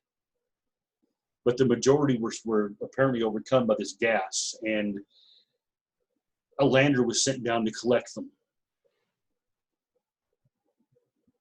She looks over at Terrence with a pained look in her eyes and says, "If I had known this when we spoke earlier, I would have told you, Sergeant. But I believe your men are in the hands of Zidonga." Terrence will he'll nod. He won't say anything for a long time, but he'll an ugliness comes over his face. Easy to see that he is furious, and he's keeping that well under wraps. Anyone who is worth their salt in perception here will see that Terry is not pleased. You feel Shiloh stand next to you and she says, of course, Helium will offer any aid in repelling Zidonga from your borders if need be. And you get a look from Bo to her that it is not the most pleasant of looks in a woman's face. It's the look of a woman who knows someone is trying to upstage her in her own court. And just has this look, but she puts her hands on your shoulder, Terrence, and Fergal's shoulder as well, and said, "You men can have our protection if you wish. If you wish to come to Helium and confer with one man of your own world, it can be arranged." Ooh, Terry will place his hand on the delicate red Martian's hand on his shoulder, and he'll kind of like squeeze it a little bit, just like it's an acknowledgement of thank you for your words. He's gonna like remove her hand, and he'll stand. He'll catch the eye of his lads, and he'll just kind of, well, if Fergal is sitting next to him, he'll just nod and give him a look that's just be ready. And I will turn. I will snap the most smart British salute that I can to the Jedak. Are we getting into a collie shingle, sir? Not yet. Hey, just a carry widget. If the Jedak of Beltan wishes to remain neutral in this, and she has been so heavenly kind and generous and, dare I say, loving to our troop, At this point, as I'm talking, I'm going to scoop the Lewis machine gun off of the back of my chair, and I'm going to start walking towards her. Okay. If You see several guards that were sort of hidden along the edges of the room begin to move forward. And she looks at you, and she sort of casually sort of motions with her hands, and the guards pause where they're at. They don't go back to their places, but they definitely are in a position to intervene.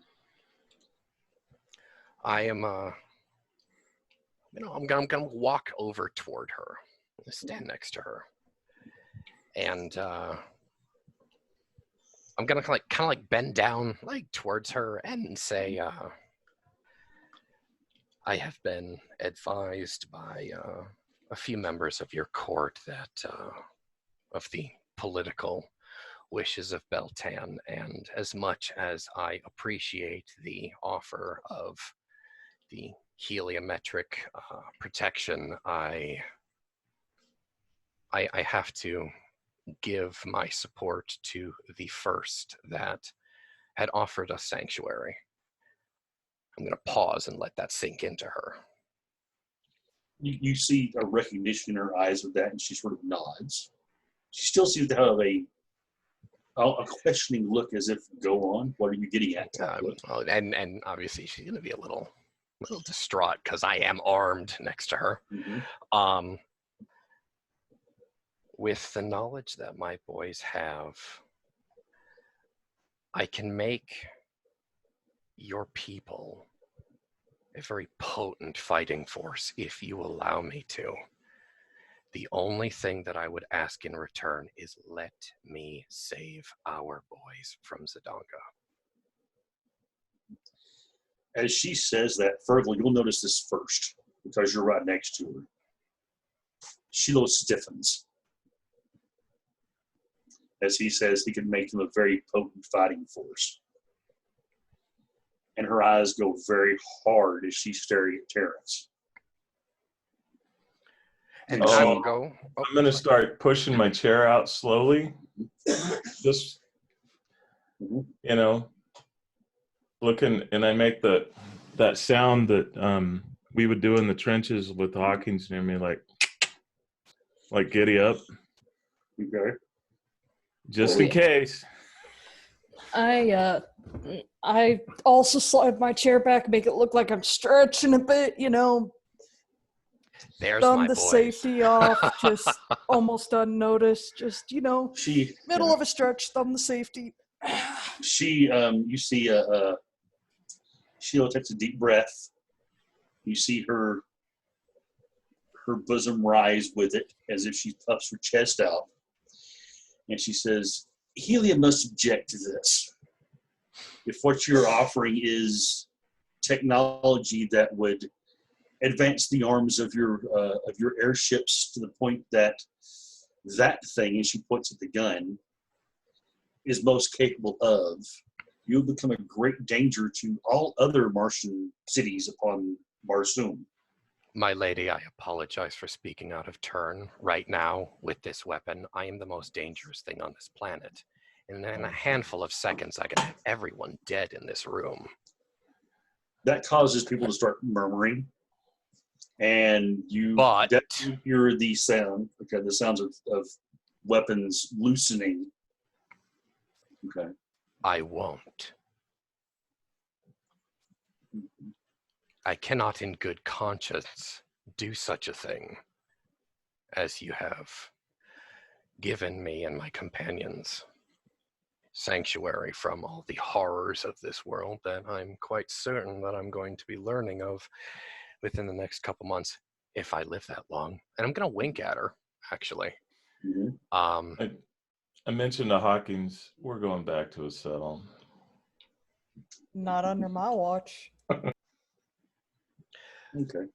I'm going to look down at the Jedak and say, my offer stands. If the lady would like a demonstration. At that, there are some murmurs and such, and Bo actually gets a smile on her face, almost a a wicked look in her eyes. Ooh. And she looks over towards one of the guards and motions for him to clear an area. And there is, of course, the walls here are massive. And you notice that against one of these walls, from a shadow, is what could possibly be a huge gong made of some type of metal. And she motions toward that and said, "Let us see a demonstration of this weapon that you believe can turn the tide of war upon Barsoom." You can sort of tell by the way she's saying it. She's interested, but she's also doubtful. Well, may I destroy one of your plates? If you'd like. She motions for one of the servants to bring her a plate and said, "This one?" Any plate that you don't want to see. Fergal? It's just a basic, like a earthenware plate, effectively. Mm-hmm. Actually, you know what? Actually need an urn. An urn or an ewer that you don't like. She says, just bring one. And one of the servants disappears into a little side area and comes back out with an urn that's probably about 2 feet tall. And she motions it. Will this do? Oh, that'll work perfectly. I point to a pedestal downrange. Okay. On the other end of this room. Okay. They take it down and place it upon the pedestal, and the servant stands next to it. When he called out to Fergal, I kicked out, and not kicked out violently, just like an order Come was to given. attention. Okay. Yeah, and I step back and I kneel and I begin Okay. feeding bullets into my infield. Okay. You have a couple of people watching you, and you definitely feel the presence behind you of Kelthark, who is obviously watching you very closely, and out of the corner of your eye, you see one of his blades actually loose in one of his lower hands. At that command, I take my rifle, feed a bullet into it, looking Kelthark in the eye. I would not advise doing that. All right.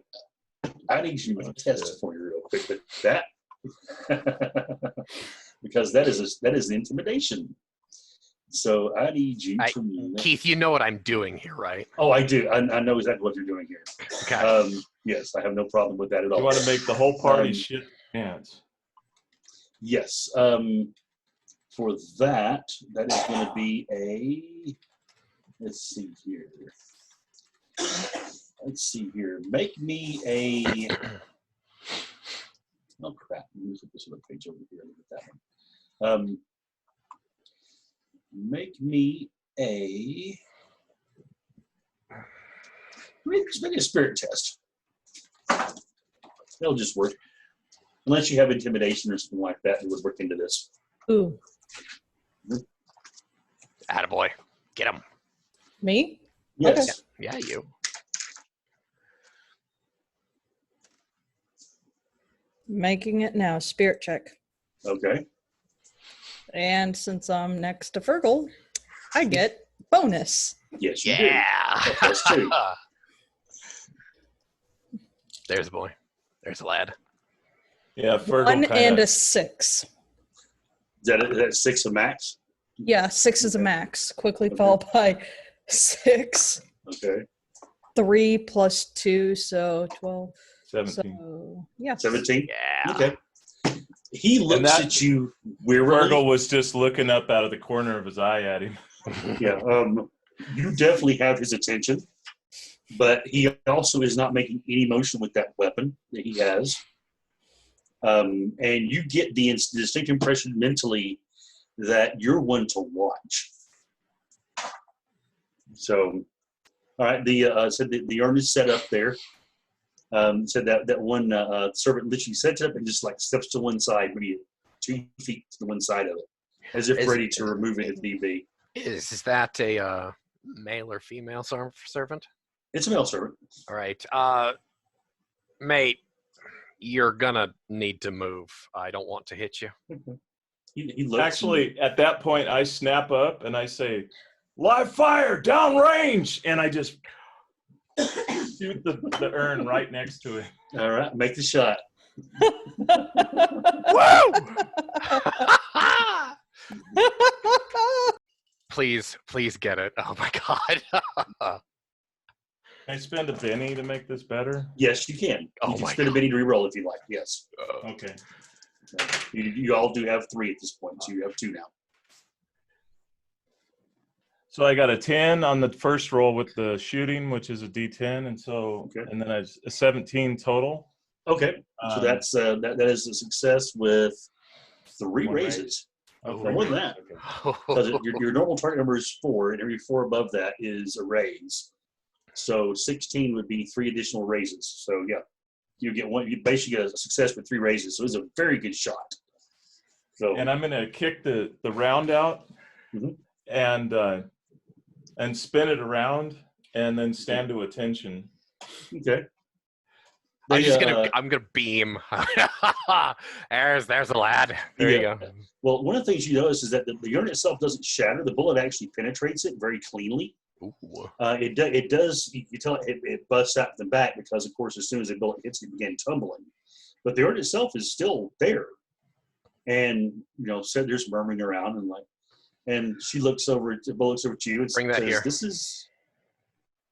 This is that we have firearms exactly like that. Yes. Matter of fact, they would have caused the urn to explode. Mm. So what do you offer? What exactly are you offering in this case? Ma'am, do you I'm- want to see what it does to a person? And I say that loudly from the table with a slight glint. She looks over at you, and you see, with that comment, you see Blasmore look across the table at you and says, "There will be no bloodshed in the court," very pointedly, and with the voice of a commander. Yes, sir. The corporal apologizes. Accepted. Yes, sir. My apologies, sir. Ma'am. I'm gonna go prone, actually lay down and put the Okay. bipod down. Okay. Actually, before I do that, I'm actually gonna like show her the top of the gun. It's like see the pan. I'm like, my Jedak, would you see this hole at the top of the pan? Yes. She looks at it. Put your finger there. All right. Okay. Stick. She does. Do you feel the tab when you push on it? It gives. Yes. Push it all the way down until it clicks. She does. It clicks, and both hands pull. You're gonna have to yank it off. Okay. She at first she tries to pop off, but then she puts a little more force into it and it pops off. She sort of stumbles back just a little bit because this thing is fairly heavy to her. It's also a pain in the neck to pull apart. You flip it around. Okay. You'll see all of these rounds in there, and I'm actually going to pull one out. Okay. And I'm going to hand it to her like I'm giving her a flower. Okay. And She takes it and looks. And I'm going to take the rest of the pan from her. Okay. She takes that one bullet and hands it over to a fellow off to one side and says, "Put this somewhere safe." Looks back at you. I'm going to need these back from you when I'm done with this, but I'm going to take out 3 more rounds, and I'm going to walk over and hand one to Gressvon. Okay. Actually, I'm going to hand one to Gressvon, and I'm going to hand another bullet of the 3 that to the beautiful young woman sitting next to. Okay. What's his name? Next to Reed-chan? Yeah, Reed-chan. I'm Okay. gonna smile at her. Give that to her. You two, Yeah. can you hold on to that for me? I'm gonna reload the Lewis, rack another bullet to the chamber. Mhm. I said, what you're looking at here is a 303 round. If you turn it upside down, you will see there is a small circle. That is your ignition source. And when this thing is fired, as I'm talking, I put the bipod down, the sight down range, and I'm actually going to range in with my sight, and I'm going to burn a burst into that urn down range here. Okay. Now, get me the roll. It's necessarily. It's Hopefully you'll hit it. that's agility, right? That would be your firearms or your I'm- shooting. Yeah. Right. And excuse me, it's that and a D6 is the Shooting wild and die. D6, yes. I didn't have a D6 on me. Shit. Here we go. Shame on me. Actually, that is a 12 on the D12 there, Okay. and so I've got total. That's a 24. All right. You basically fire off a 3-round burst, right? Yeah, I squeeze out. All right. It is a perfect shot. If I can, I'm gonna try and get the rounds through the rounds that Fergal did, but he's gonna be a little bit off angle to me. You're gonna the bullets hit, and you see the dust of them hitting around that same spot. The hole does get a bit bigger because you can't exactly fit a bullet directly into a hole that's already been fired. No. But the urn rocks just a little bit, and then the front falls forward. The back having been completely pulverized by the bullets going through it, and falls to the ground and shatters. And the room is silent. I'm gonna stand up. I'm gonna flip the gun up, and I'm gonna actually feel around in there, make sure my barrel is cooler. Flick the bipod down. Actually, sling it. It's slightly warm, but didn't expect it to be. So I'm gonna And I'm gonna kneel down and put my grab. hand out for the bullet that I gave the Jedi. hands it back.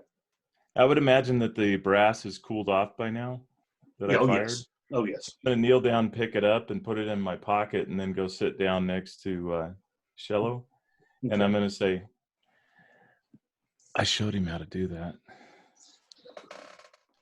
She sort of looks over at you, and the look on her face she was red when you met her. She's currently almost as white as the third, as you see most of the red Martians are. Now, when the one third you guys had seen in the silence, as you're about to speak again, stands up and says, "See, the saviors have come. They sit will down, free you. Barsoom." Jedi, can I shoot that one, please? She said, as much as I would like to say yes, the law stands. No bloodshed in the court. She looks at the guy. So I'm not hearing a no. That is a not now. Is that correct? No bloodshed in the court. What happens outside this court is a matter of personal honor. I glare murder at him. So we can drag him outside of the court as long as there's no bloodshed. I say that from the table. The professor next to you, the doctor, leans over and says, "No, technically you can't lay hands on him unless you're specifically ordered to by the Jedi." So, and she just stares at him. You can see it in her eyes, in her mind. She's contemplating acquiescing to your request. I'm gonna lean. Is the Jedi Bo-chan? Is she standing or sitting still? She's standing at this point. I'm actually gonna lean over and really, really slowly, I'm gonna whisper in her ear if she'll let me get that close. But if she makes a move, I'm not gonna get that close. What does she do as I'm leaning over? She looks over at you as if a bit of a warning look. It's almost as if she's afraid of you now. And I'm going to whisper in her ear, and she will feel my breath in her ear. And I said, imagine 200 men with a weapon like this. You see the gears turning in her mind. Let me save my companions. And she looks up at the rest of the group, or the rest of the people here, and she says, "Everyone out. Only the Privy Leave Council. the bullets. Leave the bullets. Only the Privy Council." And people begin motioning to get out. Shello looks, the look on her face is both a look of horror and a glare at Terrence. If and I she can, says, Keith, can I make a stealth test and actually see if I can go? And like I'm gonna like convey with my eyes, you and I will be talking later, but be quiet about it. What do you want me to roll with that? You won't have to actually roll anything. I'll say that you're able to convey it fairly well to her. She still has a look on her face as if this is something she definitely does not like. Of course she doesn't. Yeah.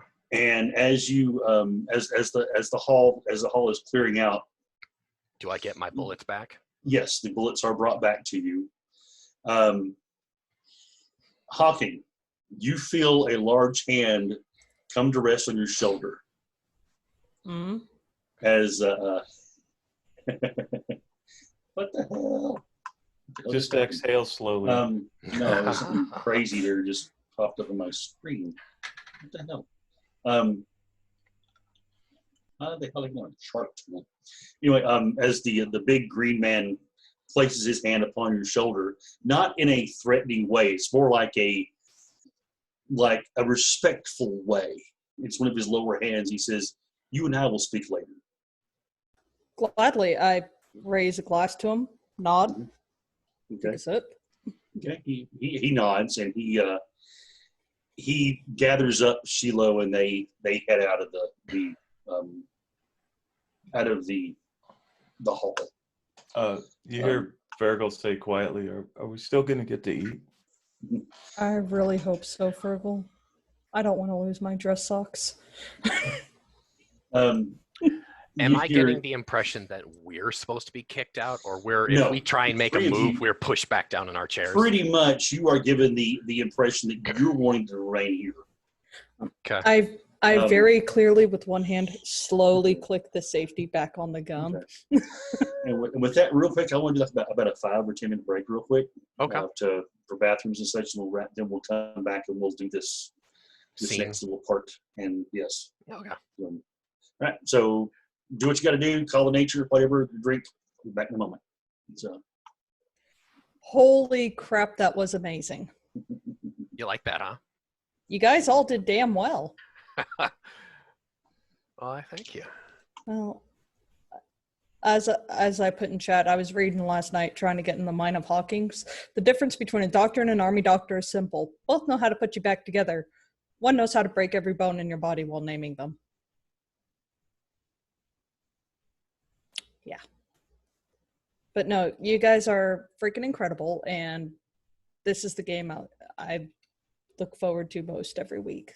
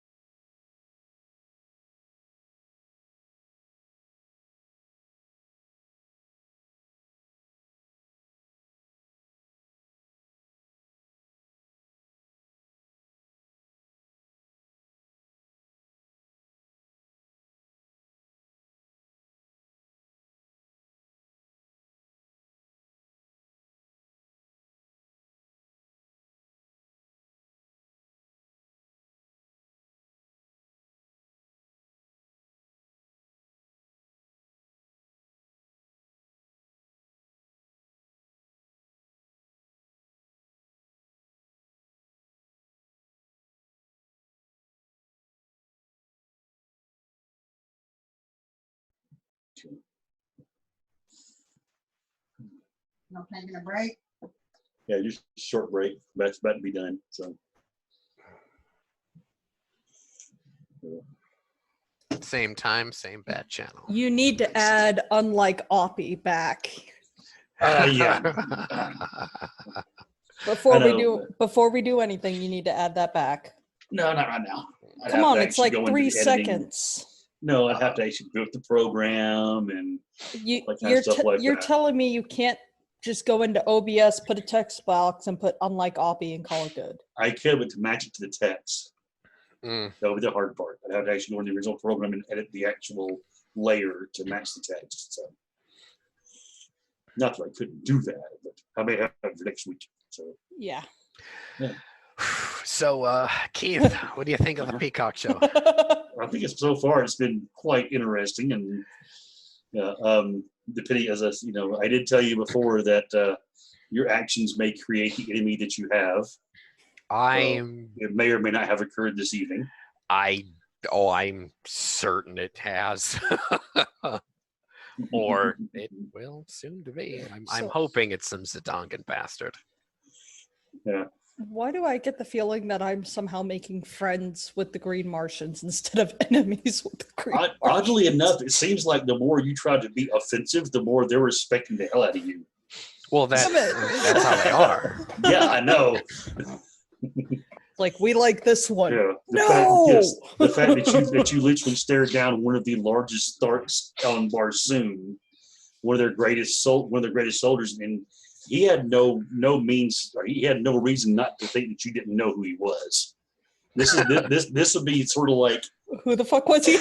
This would be sort of like challenging Audie Murphy to a shootout. Who's Audie Murphy? Yeah! Oh my God! Really? Audie Murphy is homework. Yep. Look him up. Audie Murphy. He is the inspiration for the song "To Hell and Back" by. Shit! I know who he is now. Yeah. Well, it's also a Sabaton. He's also a star of a Sabaton song. I was thinking Audie as an Oddie, not Audie Murphy. Audie. A-U-D-E-Y, I think is how you spelled it. A-U-D-I-E. Yeah, A-U-D-I-E. Yeah, Audie Murphy. Yeah. That makes more sense. Oh, yeah. So I just basically walked up to a freaking decorated veteran war hero and went, "Hi, bitch." A guy who is considered one of the most feared men on Barsoom. Lynx, what you did is you knife hand and said, "Listen here, you." I drill sergeant. Effectively, yeah. Good morning, ass. Looked in your eyes and understood at that moment that if he moved on your man, you were going to unleash something upon him, and he wasn't. You also have to think too. This is a man who has fought beside John Carter. He's seen what a Jasuman man can do when enraged. So you gave him the impression that he knows. Maybe this will be tough, but if this does come down and you threaten my charge, my jet effectively, I'm going to die defending her, but that one's going to die first. It's going to be a great fight. That one's going to go first. I think that one gets the first and most devastating strike I can make. Kill that one. It's like, don't worry, I'm your friendly doctor. I'm harmless. Hi. Mm-hmm. Well, it's like you put in the chat. The difference between a frontline army doctor and a regular doctor is the regular doctor can put you back together. Or the army doctor can put you back together just as well as the regular doctor. But the army doctor also knows how to break every bone in your body and tell you what it's called as they do it. So. Oh yeah. That's one of my favorite quotes from Babylon 5. Babylon 5 actually did that too. A lot of different books have. I have a book from 1960 that has it originally. Yeah. Hey, Fergal. I'll say, you want to know what the most epic moment of that scene was? Because it's playing across my head. Mm-hmm. What's that? Was hey, do we have a plate? No, that's not big enough. Give me an urn. Shoots it. What's that? And then, hey, I think we're going to Poof. Flip attention. Just and I could just see these mental peacock feathers. Yeah. So I guess since we're all back here, I'll go ahead and go with and launch the scene. As we come back, we see the room has been cleared of all except for Bo-Chan, of course. Also, you guys have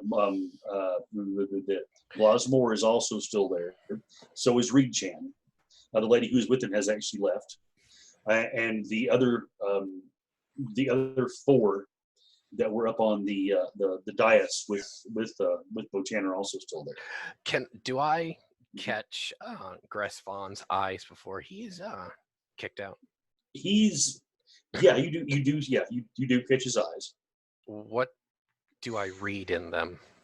You see both a wonder at what you had just done, and you also see just a tinge of fear. I'm going to try, and I mean, I'm going to say stay silent, but I'm going to try and give him a reassuring look. And Okay. I mean, with my eyes, with my body language, I'm going to basically go, Okay. It's all right. Okay. As the doors close, and she even motions the guards at the doors to step outside as well. Blosmore looks over at her and says, my Jedi, maybe we should have a couple of guards here just in case. And he looks over at you guys. And she looks at him and says, with that display, do you think they would do any good? I will interject at this point, and I say, you can place guards at the door. There is not an assassin in your Beltan or in all of Barsoom that can lay a hand on the Jeddak as long as I am here. Okay. If that's an intimidation roll, I'll. No, it's you're just stating your belief. So he raises an eye and seems to take that as a word of honor, basically, and he nods at the guards who then step outside. You also get the impression that the guards are more going to listen to him than her, which may give you a bit of the power balance in the room at the moment. Oh, Terry doesn't like that at all. She looks at you and says, "Could you adapt this?" And she points at your gun to our airship guns. We do that to bring down airships on Jasum. Of course, I can. There's a variant of such a weapon that has triggers on the back that can be fired up. This is for anti-infantry uses.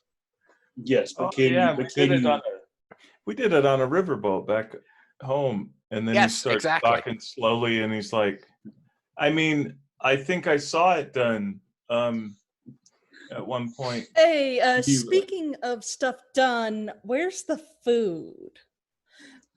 Oh yes, my boys need to eat, otherwise they're useless to us. She said she motions of all people to read and said, go and have one of the servants bring us a light dinner at least. I'm gonna catch Reed's eye when he does. I'm like, yeah, well, oh, I'm sorry. he goes to the door and speaks to someone outside, and she looks and says, "No, I don't mean this size. I mean, can you make our guns on our airships fire like that? The big ones." There's a reason for this. The bolt action. She's talking about the heliumide airships have a gun that they have developed that has 6 barrels that rotate as they fire, similar to what our revolvers do, but on a much larger scale. And he's just gonna blurt it out. It's like, the heliometric people, the heliometric Navy has access to the Gatling gun. All right. They fire, rotate, once fire, rotate, and fire. And do you know how big their shells are? She looks over as Reed comes back. She looks over and says, "How large are the shells?" And he sort of holds his hands up and gives you a length, and it's about shoulder width for him. Is how long they are. He says they're that size, and he holds his hand up like a little circle about the size of it's probably about 20 millimeters. What you would gauge in your mind. I'll just blurt that out. I'm like, oh, that's a 20-millimeter gun. Mhm. That's all right. I mean, I ain't it's not patching that great, up. but I mean, that's yeah. The Thank you, Corporal. Zadaga over the past several years had amassed a much larger navy than Helium had. They had discovered more airships in some of the ruined cities and had captured some of the airships of the First Men from a defecting Heliumite. And the Heliumites wound up outnumbered 4-1. But when those guns were deployed upon their ships, the firepower that they had made up the difference. Does she have paper for me? They can have some brought to you. I ask the Jedi, hey, may I have a stick of charcoal or a piece of paper, please? You wish a writing tool and something to write upon? Of course. Yeah. I Yes. have a We surprise can do for this. They actually, one of the First Man, Court Calic, he actually reaches down to a valet's he has next to his chair, and he pulls out 2 good-sized sheets of paper, probably looking about 16 inches wide and probably 14 inches tall.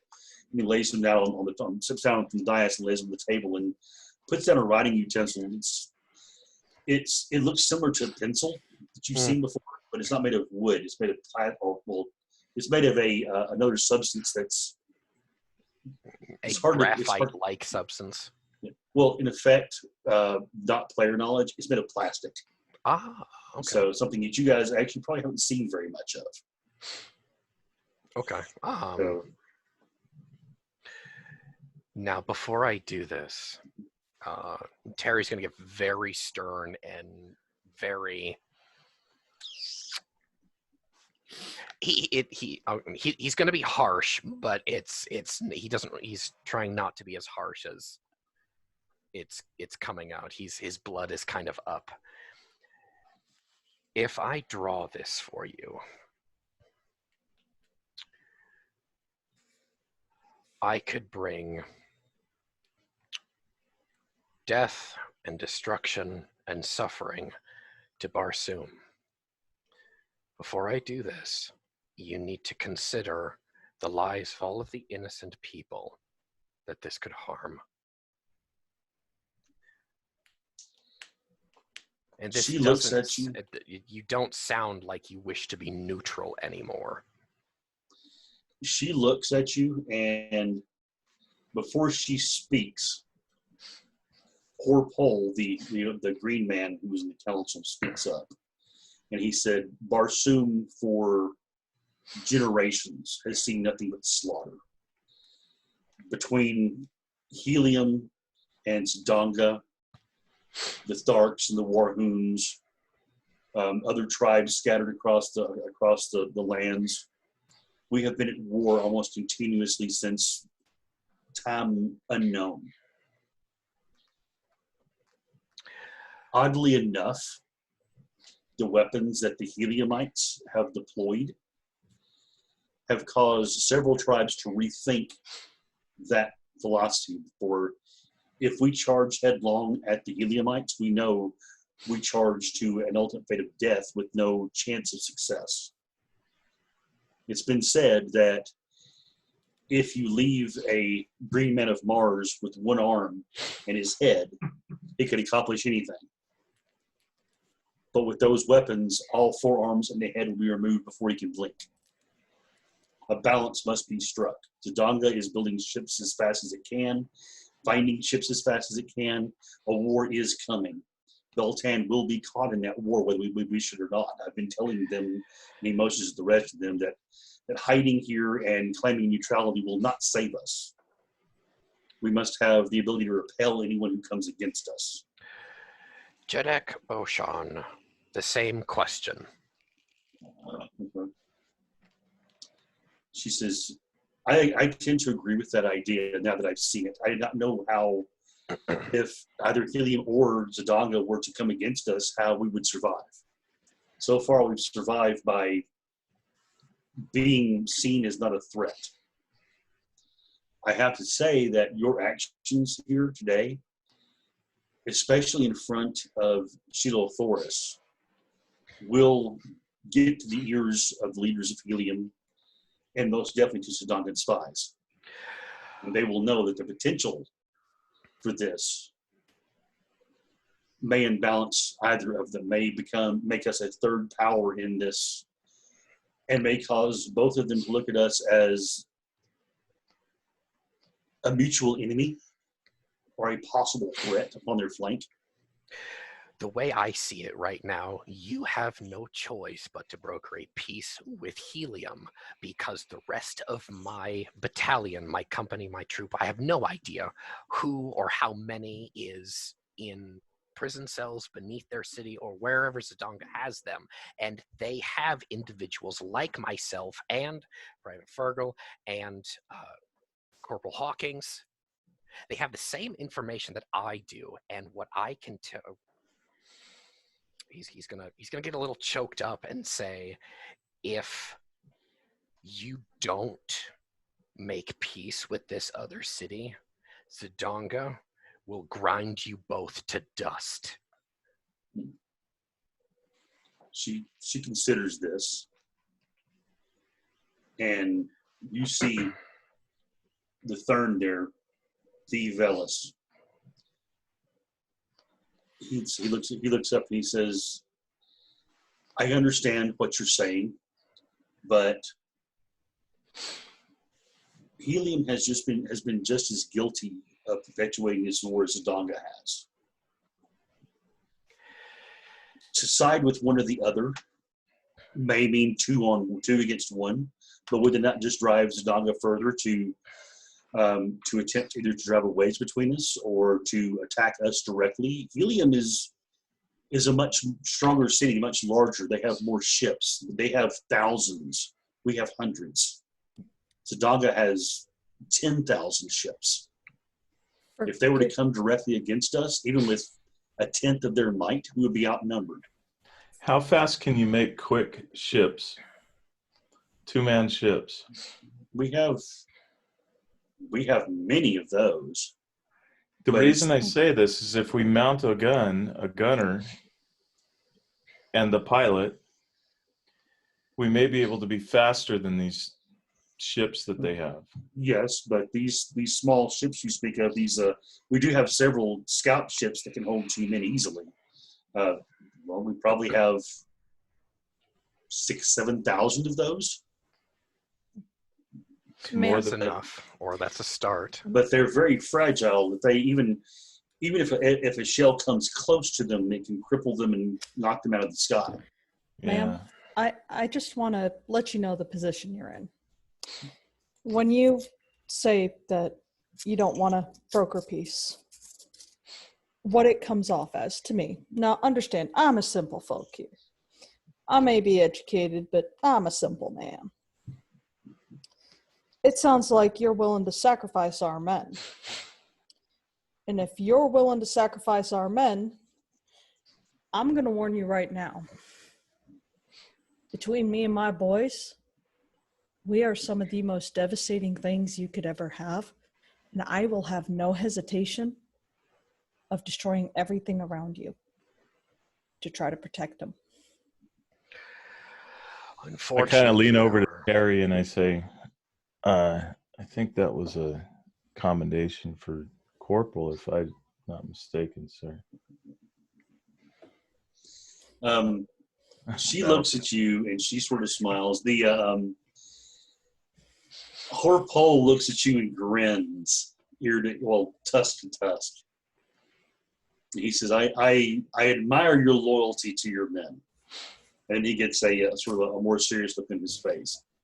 I don't admire your threat against myself and the Jedi, but I understand it. Threat? What threat? I made a promise, not a threat. And you are correct in the fact that if Zidonga does have your men and he motions at your Lewis gun, and if they have more of these, it will not take their scientists long to decipher their use and adapt them at least to handheld weapons they would have. Their Warhoon horde armed with those, on as mounted soldiers would be a devastating force on land. If that force has that kind of firepower supported by airships, they would be just a devastating attack on any city here. I say yes, that we should take this offer from these Jasumians. And one you haven't heard speak up is this Dill Torvid that he's sort of been sitting there. He's an older man, red man. His hair is actually going gray, which he's the first one you've seen whose hair is actually going gray. And he sort of leans forward and says, I've seen wars over the years, cities who have discovered things in some of the old ruins that others had not had before. I recall the first time the Zidongans flew a dreadnought, one of the 4-deckers, one of the ones that has 30 guns to a side. And we thought that was the end of us. But then Helium found their own and were able to create more in the radium factories. We can build these if I let you. Of course, if you let us. But then again, he sort of smiles and said, if we truly wanted to, we would take this, but we are men of honor and would not do so. Had we wanted to do that, we would have had our ship shell you from on high and loot your bodies. But that is not our way. We do not wish to deprive anyone of their freedom or their power. So, yes, I think we should work with you, and if you let us, as you say, if you give us your knowledge, adapt these as best we can. And the first man, the one who gave you the paper to draw on, he says, he motions to the page. He says, "Give us your knowledge. We will do our best upon our honor to not bring slaughter because of it, needlessly." That's what Dr. Gatling said when he created that gun that the Heliumites have. He sort of thought, tilts his head and says, "I can understand that. Gun and weapons do tend to cause more chaos in most cases than they solve. But at the same time, can you leave a people armed as we are against one city that already has these, as you call them, Dr. Gatling's weapons, and another city that very soon may have these weapons that you have as well, and us be with what we have?" Sir, they'd be like the tribesmen of Hawkins people. Yeah, Hawthorne yourself, you spend enough time in the Arabian Peninsula. Yeah, the You saw what colonial wars too. So yeah, this is all. Yeah. You And saw. I say, kind of between the squad more than them. He's like, it's kind of like a fart. You don't know what kind of damage it's done until you let it out. There's always the third option. We pretend to help them, let them build the guns, and then, slaughter everyone when it's done. I personally don't like the option, but it's always there. That's the absolute last option. Yeah, I'm not a fan of it either, but We'll put a pin at that at the bottom of the list. Thank you, Doctor. Explosives. Do they have grenades or anything? We have exploding rounds. We have radium rounds.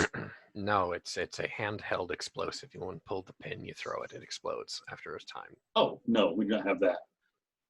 So Or, we do have shells that can go into our rifles that will fire. And he says a number that, and you're not sure if the translation is correct, but the translation in mind is 20 miles. will travel 20 miles and explode upon contact. I'm gonna. This is mostly me showing the Jedak how this works, and kind of. I'm gonna pull the the hammer back, and that's once it locks into place. I'm going to. It will actually reveal the shell there, and I'm actually going to dig that out, and then pull the trigger. Once it slides back in, now it's safe, and I'm going to hand it to her. Can you make me as many of these as you possibly can that explode as yours do in this size? She looks over at Court Calic and says, "Can we?" He says, "May I?" and holds his hand out. I toss it to him. And he takes it and looks over it and says, "We can make something similar. We can attempt to make it the same size. What do you use as repellent?" Black powder, gunpowder. Gunpowder. I give him the formula. The player doesn't know the formula offhand. Okay. He thinks to himself and he says, "I don't know if the elements to make this exist upon Barsoom."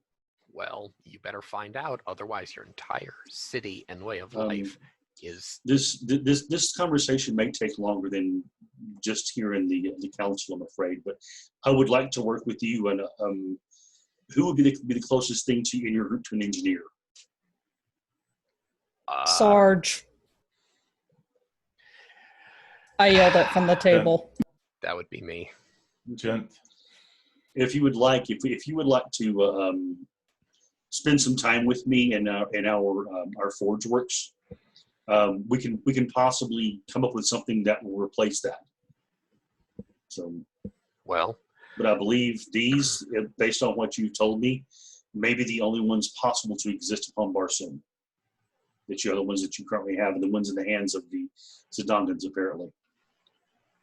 But I do believe if we're going to do this, he looks over at Bo and says, "We need to begin soon." She hasn't really said much this entire conversation, and she seems to be listening to these counselors and having them ask questions for her, and they seem to be very comfortable doing that. I don't like the fact that she does not have a voice. Terry is used to a monarchy, not a... Exactly. So so whenever they speak up, his eye twitches, like, fucking talking to you. Once they've all spoken in this and they sort of speak and such, she looks at you and she says, and looks at all the rest of them, sort of nods her head as if I've received your counsel type look. And she looks and says, "What would you like in return for this?"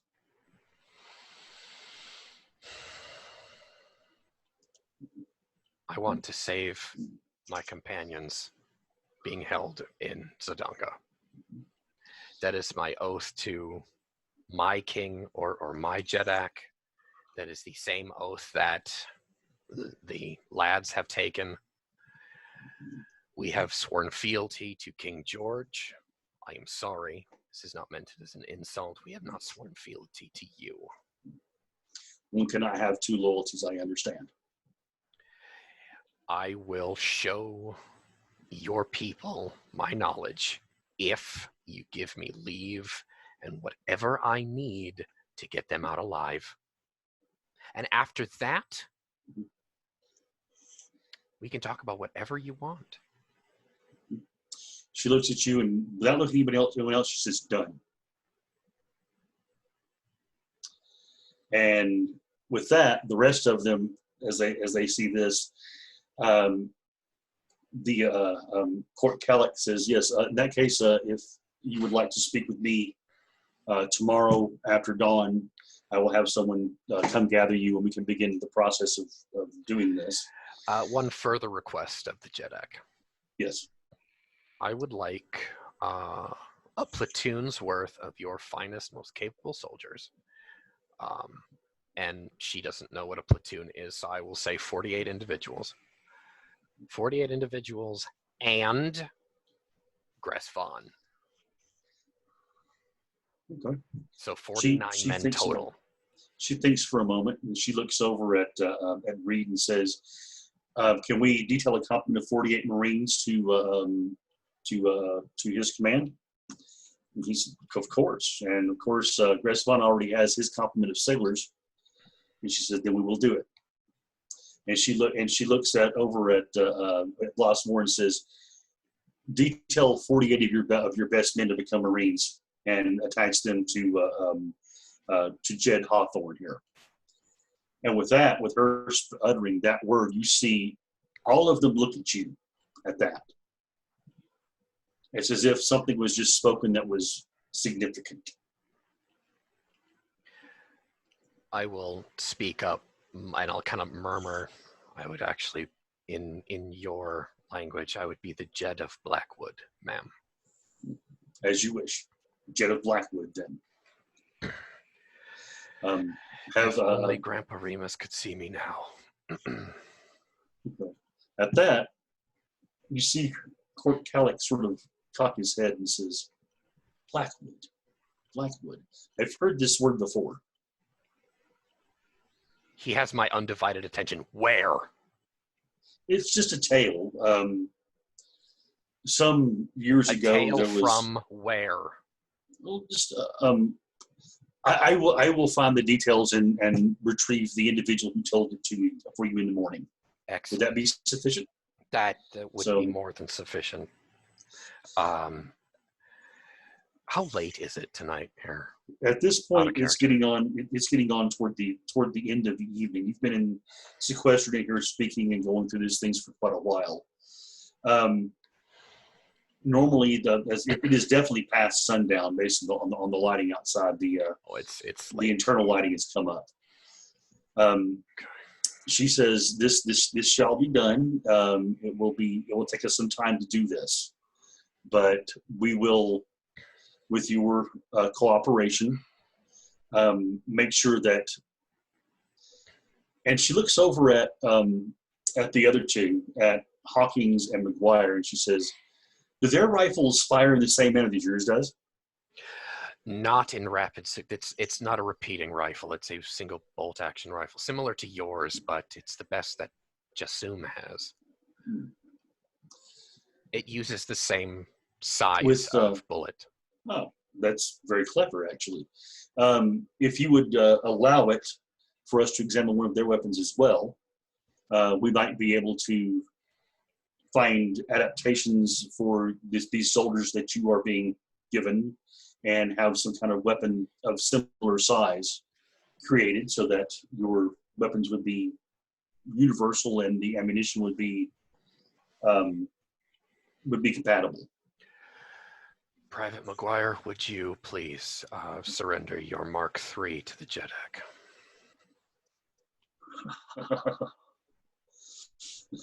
You will get it back, I promise.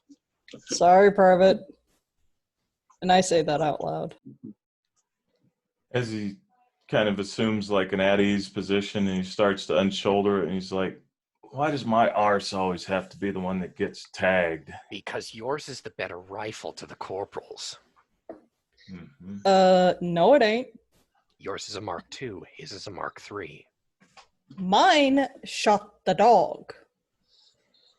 That may be the case. Mechanically.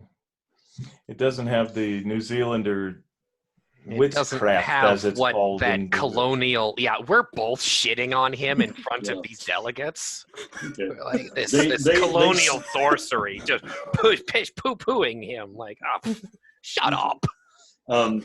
She walks over to you and very graciously accepts it, and says, I will make sure," as she turns and hands it over to Court Calic, "I will make sure this is returned," as she looks very pointed at him, "in the same condition that it was delivered." Yes, that's fine English craftsmanship. And In dare fact- I say, Fergal is really excellent at keeping it in pristine condition. In fact, Private McGuire, are you familiar with the inner workings of this weapon? I've slept with it for the last... You Yeah, would it's actually like be my trained in girlfriend. fully breaking it down and Yeah. cleaning it, inside and out Yeah. and everything. So yeah, you could. It's Would like you? it's like an old friend. would you please come and help us examine it so that we do not damage it? Sure. But you were supposed to get into a fight. Oh, there will be plenty of that later. Reed, Reedy, my friend. See your boy George, a strapping young man that he is. Yes. Threaten me. Fergal, I actually quite like George. He's a wonderful young man. I wanted to ask your permission because Fergal has my permission if you would be comfortable as his father for George and Fergal to throw down. He says we're going to kick each other's asses. George, I'm going to throw George under the bus. George said in just a small sidelong comment that he thinks that he has the measure of my man here. And I said, well, young man, Fergal's a tough as nails Irishman. So if there's going to be a duel here, come on, let's let the young tigers flex their muscles here, huh? Reed smiles and looks over his sister. He says, well, he is of Chan stock. And there is a custom here that young men will fight contests of combat with very specific rules. This is not a death match. I just want them to bruise each other up. It is not a death match. They do not fight to death. They generally fight to first blood. But it is a means for the youth to get their and he says a word that doesn't really have an analog, but from the context, like basically to field their oats, because they don't actually have oats on Barsoom, but it's something similar to that. I come back and I say it in English. He's got to earn his spurs amongst his people. Of course, yes. That does sound correct. Yes. But first blood is that's too easy. Just leave them be. Yeah, I don't want to. Yes, Sergeant, sir. Grit him at the daisy roots, but at least to a knockout. I will tell him that this will be delayed until a more opportune time, so that our focus can be on getting your plan into place and on getting your fellows out of the hands of Zdanga. Afterwards, if they wish to bear arms upon each other and prove their mettle, then so be it. But not until then. You hear that, Fergal? I've just organized a bout for you. Okay. Thanks. And with that, they say that the council will be adjourned, and they'd like you to, escort you back to your rooms so that you can have a good night's sleep before it begin the next day. What about the food? You've been eating this entire time. Yeah, they brought some food to you. I'm sorry, I didn't mention that. I have one final request before we end the session, if I can. Okay. I would like to speak to Shellothoris before we all head to bed. Okay. They can send a message to her and see if she'll receive you. I'll do that now then. Okay. They'll make sure the message is sent. But for the moment, they'll adjourn the council, and you can retire to your rooms. And they'll make arrangements to come and fetch you in the morning to the foundries and such. They also want to talk to Hawkins because apparently the Green Martians are getting among their number are coming to admire his fire. And they would like to speak with him at some point. Apparently, the Green Martian that was brought in with the body earlier that day has sworn loyalty to the local tribe and told them about the kindness that was offered by Hawkins. With your permission, Sergeant? Okay. Of course. Indulge them, Hawkins. Okay. I know you have a lot of knowledge in that head. So I'm going to sort of forward this to the point where you guys go back to your rooms, and you're actually surprised by not a person coming to fetch you, but by your servants telling you that Silothoris has actually come to your apartments. Is she in my room currently? No, but this is after you get back to your rooms and such. Just so Okay. you get a chance to sort of settle in a bit. They said you're told that she has come to your apartments now to speak with you. I direct her up to my personal apartment so we can have a private conversation. She she is welcome to think whatever the hell she wishes. Okay. All right. She motions for Kel to stay down below with the others. He, of course, he motions at Fergal when he sees him, and then his eye is locked on Hawking, and he just sort of watches Hawkins as you guys go up to your room. And she, as soon as the door closes, she says, "Let me have it." Do you know what you've done? I know exactly what I've done, my dear. We have been trying to forge an alliance with Beltan with the offer of our technology for some time. They've so far rejected it. They've been insisting on remaining neutral, and somehow, in one swift motion, I get this. She holds a letter out, and it's a handwritten letter. She hands it to you.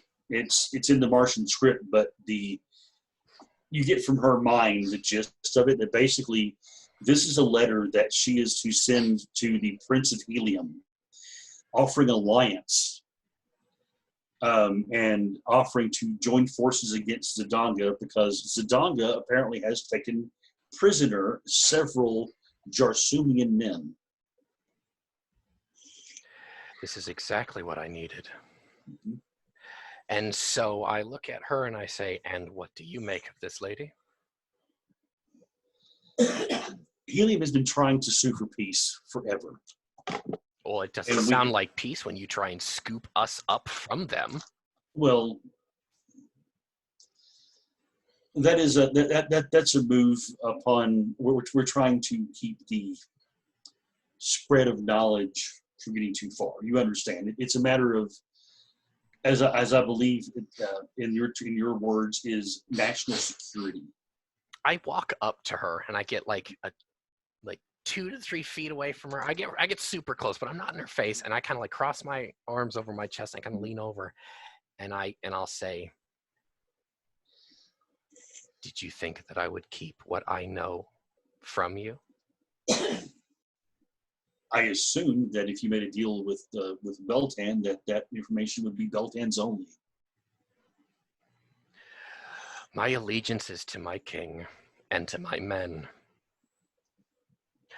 I have not sworn fealty to Bo-chan, Jedak Bo-chan. So I can't simply, in good conscience, keep knowing what I know in this letter. I'm going to fold it up and hand it back to her.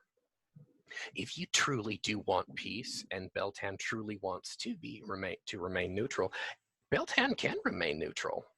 You leave each other alone after this.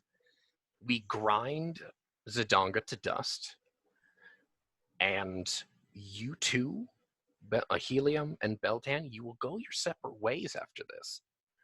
Trade, be peaceful, mingle, have husbands and wives and children of both of these cities.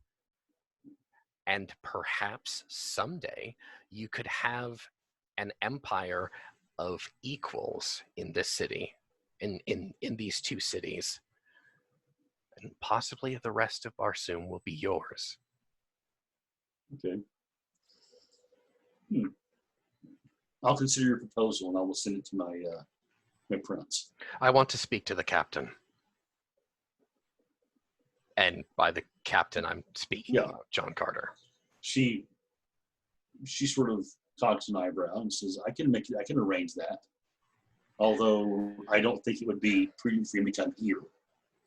Well, then fine. I will meet him halfway in the scrub desert out there.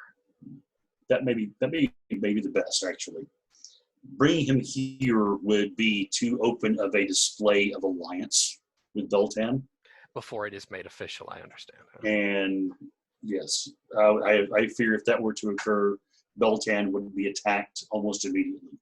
I can tell you this, according to what I've heard from my informants, Zidanga does not yet know of your existence. Good. Although, to keep it that way. Although after that display, they will. That's fine. Everything has been put into motion at this point. I'm going to take out a letter. Mm-hmm. It's folded. Can you be trusted to have this sent where it needs to? Of course. We'll lean forward and I say, really be trusted. She looks at she leans forward and gets right in your face and says, yes, I can be. Excellent. I would like for you to send this tonight in an unmarked and an unheralded single-man flyer to the gates of Zidanga. It is addressed to their Jedak. It is in English. He will not be able to read English. He will then force my commanding officer to read it to him, and therefore he will be reading my rescue letter to our comrades. The Jedak of Zidanga will be working for us previously. As you say that, she slowly smiles and says, it's a wonderfully devious plan. I like the way your mind works. Yes, I can make this happen. I can be a desert fox when I need to be. I can make this happen. Now, Shelothoris, I need to stop as I handed the letter to her. I apologize for upsetting the peace in your household in Helium. Will you please forgive me for that? I can. Will your cousin Dejathoris forgive me? Eventually. She is a very intelligent woman. That does have a very, a very forgiving heart. She has forgiven many that I thought she should have just put to the sword, but I believe she will. John Carter, though,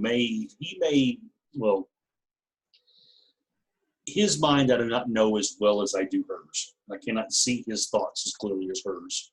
So his counsel will have to be spoken to you directly, Jasumian to Jasumian. I have a feeling I have a Yank friend in a place called New York City, which is a few hundred miles up the coast from where the captain was born. If I know anything about Yanks, or what you would consider Americans, he and I will have a feeling for each other.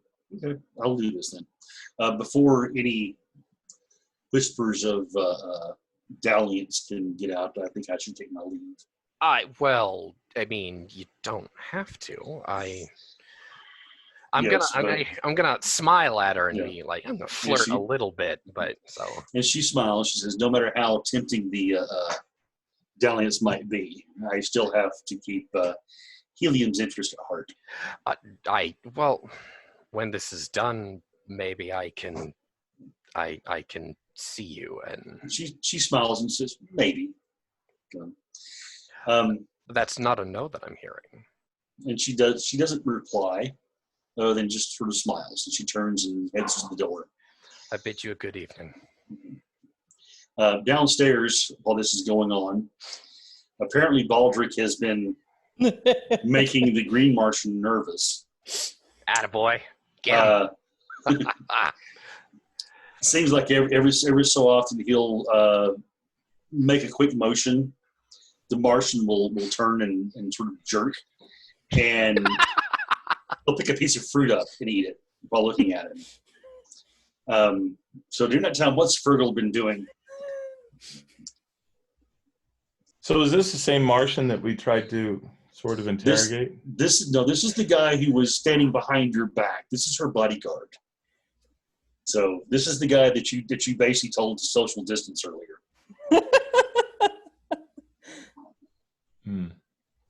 So you get the idea that pretty much he goes everywhere she does.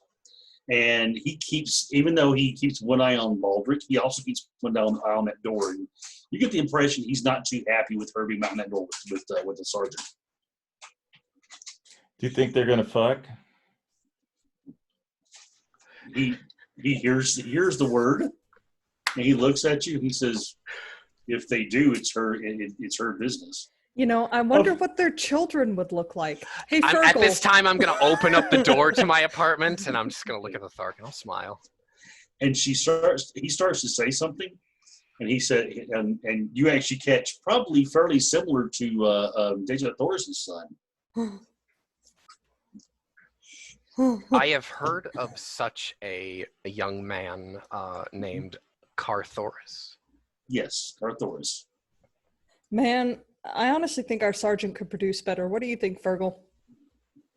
Hey, the sergeant stands up a little taller at that. Okay. And Thank you, Corporal.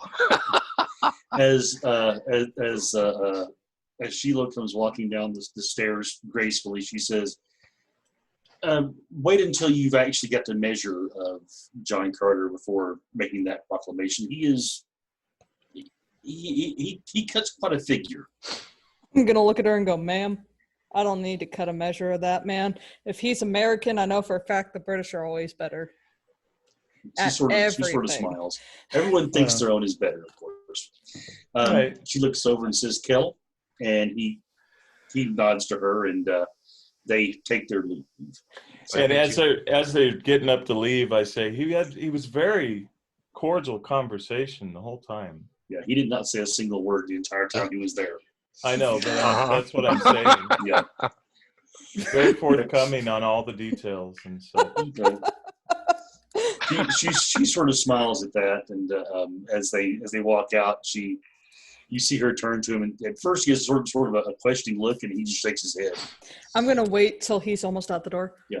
Nice talking with you. You know, maybe next time I'll actually do something. Oh, He reaches back and closes the door. As he does, you see his face looking at you, almost as if wanting to go back in. mm-hmm. So, and with that will basically end the evening there for you guys.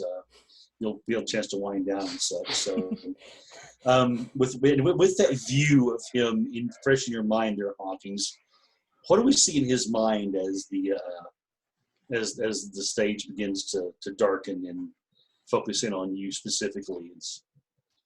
You see a massive sense of, at first, what would be humor, but what quickly devolves into what you realize is terrified laughter. That this humor, after the talk earlier with the sergeant and the private, is clearly just a different front for his fear. Where earlier it had been tough and cruel to try to get them to leave him alone. Now it's just, okay, maybe I'll try something different. Maybe I'll just try to get along and everybody will think everything's okay. We'll make this work. We'll get through this. I can break down later. Very well. And with Fergal, with all he's seen this evening, and the seeming flirting from the one young lady, and then not sure what where her eye wanders. What do we see in his mind this time? He's well, ever since she went upstairs, he's been thinking to himself that that fucking silver spoon is cock blocking me. Damn royals. They have an ounce of royal blood and they think they can just take everything away from you. Whatever. He's a good leader. But he's also thinking about his ideas with the boats. And he's starting to think about, they may currently have a large fleet of boats. But he's wondering if he could rig up some ordinances and if they would be willing to allow us to set charges to these boats and destroy them. And he's having these elaborate, heroic thoughts in his head. Obviously, he's just delusions of grandeur at the moment, a little bigger than life, but he's sort of having that first idea of maybe we could actually go in and blow up their ships. And then it's a thought as he's thinking back. He's also getting kind of weirded out because he's so used to having fitful sleep and sleeping in snatches that he was kind of surprised that Sergeant didn't say that we were going to work through the night. His time is of the essence right now. They have more heads to pilfer and more ammunition and weaponry to examine right now,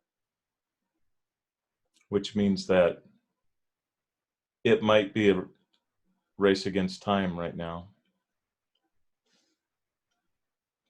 So he just kind of wonders if he's even going to get any sleep tonight with all the stress and anxiety that's just been introduced into his mind, and delusions of grandeur.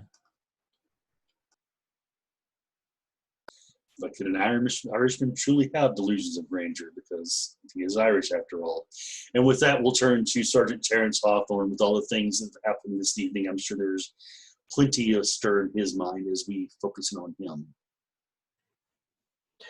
The words quod bono animo estote egrissus sum echo in his mind, which for those who have read their Latin know that this translates to English as take heart, for I come forth. And the British Army motto, death or glory. The words that are written on that letter that hopefully Shelothoris will deliver to Zidanga. Terence thinks back to the bloodshed and the gore of the trenches in northern France. He's seen his carnage. He's laid low dozens, maybe a few hundred Germans with his machine gun. And he's wondering in these fleeting moments as he's getting ready for bed what it's going to be like to slay red Martians. It shouldn't mean anything to him, because if it means that he is going to save his comrades that have been imprisoned, then it should not matter. But it does. It bothers him. Terry is a humanist after all, and if it saves English lives to divulge the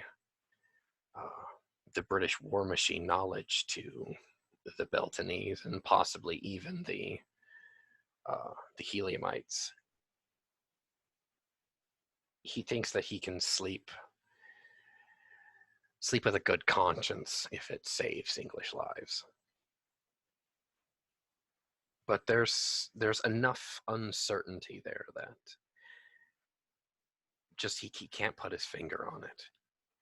And then thoughts of Shelothoris and her beautiful form kind of drift into his mind, and he smiles despite himself, and he waves that aside. He climbs the stairs back to his apartment and kind of calls down into the lobby there. Right. If you cannot sleep, boys, clean your uniforms, clean your guns. When you're done, try and sleep. It's going to be worse tomorrow. I bid you both a good evening.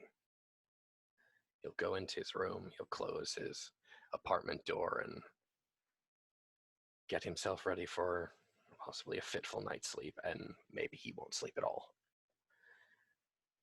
And with that, the stage curtains may close. Okay. They close. We see an image of Mars at night, It swings about, a few little twinkles upon the surface of different cities scattered across the surface, possibly a large campsite of green Martians or some other nomads out in the plains. Time slips forward to shortly after dawn, and our camera moves north and falls down upon the large city of Zodonga. It views into a catwalk above a huge bay where there are large airships being constructed. And on this catwalk stands a man we've seen before, who was interrogating the major before, overlooking this construction, and a person walking up to him and hands him a piece of paper. He looks at it, looks oddly, tilting his head. He looks, what is this? He said he just arrived this morning by courier. I do not know where it came from. He looks at good morning. He says, I wonder, have the major brought to my quarters. And he folds it and hands the message back and place this there upon my desk. It may mean something to him. Possibly an ally he has out there somewhere. Maybe something to do with this concerning news we have for Beltan. The fellow nods. He turns back. And this is when you notice a figure standing next to him. He's a third, sort of a slight fellow, has the look of age upon him. And he says, so you've heard the news from Beltan. There are some Jasumians there as well, apparently. We missed some. He says, yes, that was a possibility. And he looks over at him and said, you assured me that none would be, that they would all be there in one spot. How is it possible that there were others that we missed? He says, this is, these ancient things are, they're still a mystery, though we do puzzle them out occasionally.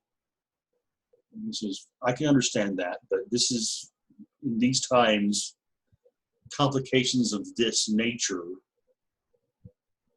they don't lend themselves to a smooth motion of things. We already have too much on our plate to have to worry about Beltan suddenly getting their hands on weapons that are the equivalent of ours. Dispatch some of your men to Beltan. See what they can find. See what they can learn about these Jasumians. And if they get the opportunity, remove them. Fellow nods. This is what we've done. Fellow turns and walks off, and you see on the Red Martian's face a look of both concern and possibly even a bit of disgust as he looks back over down at the ships and mutters to himself, hope it'll be enough. And screen fades out. We fade back from Mars, dawn. We see the towers of Beltan, and the screen fades. And with that, good evening. Come back to us next week. We will have episode 4, and let's see what our intrepid humans find themselves in next. Good night. Good night, everybody. Gute Nacht.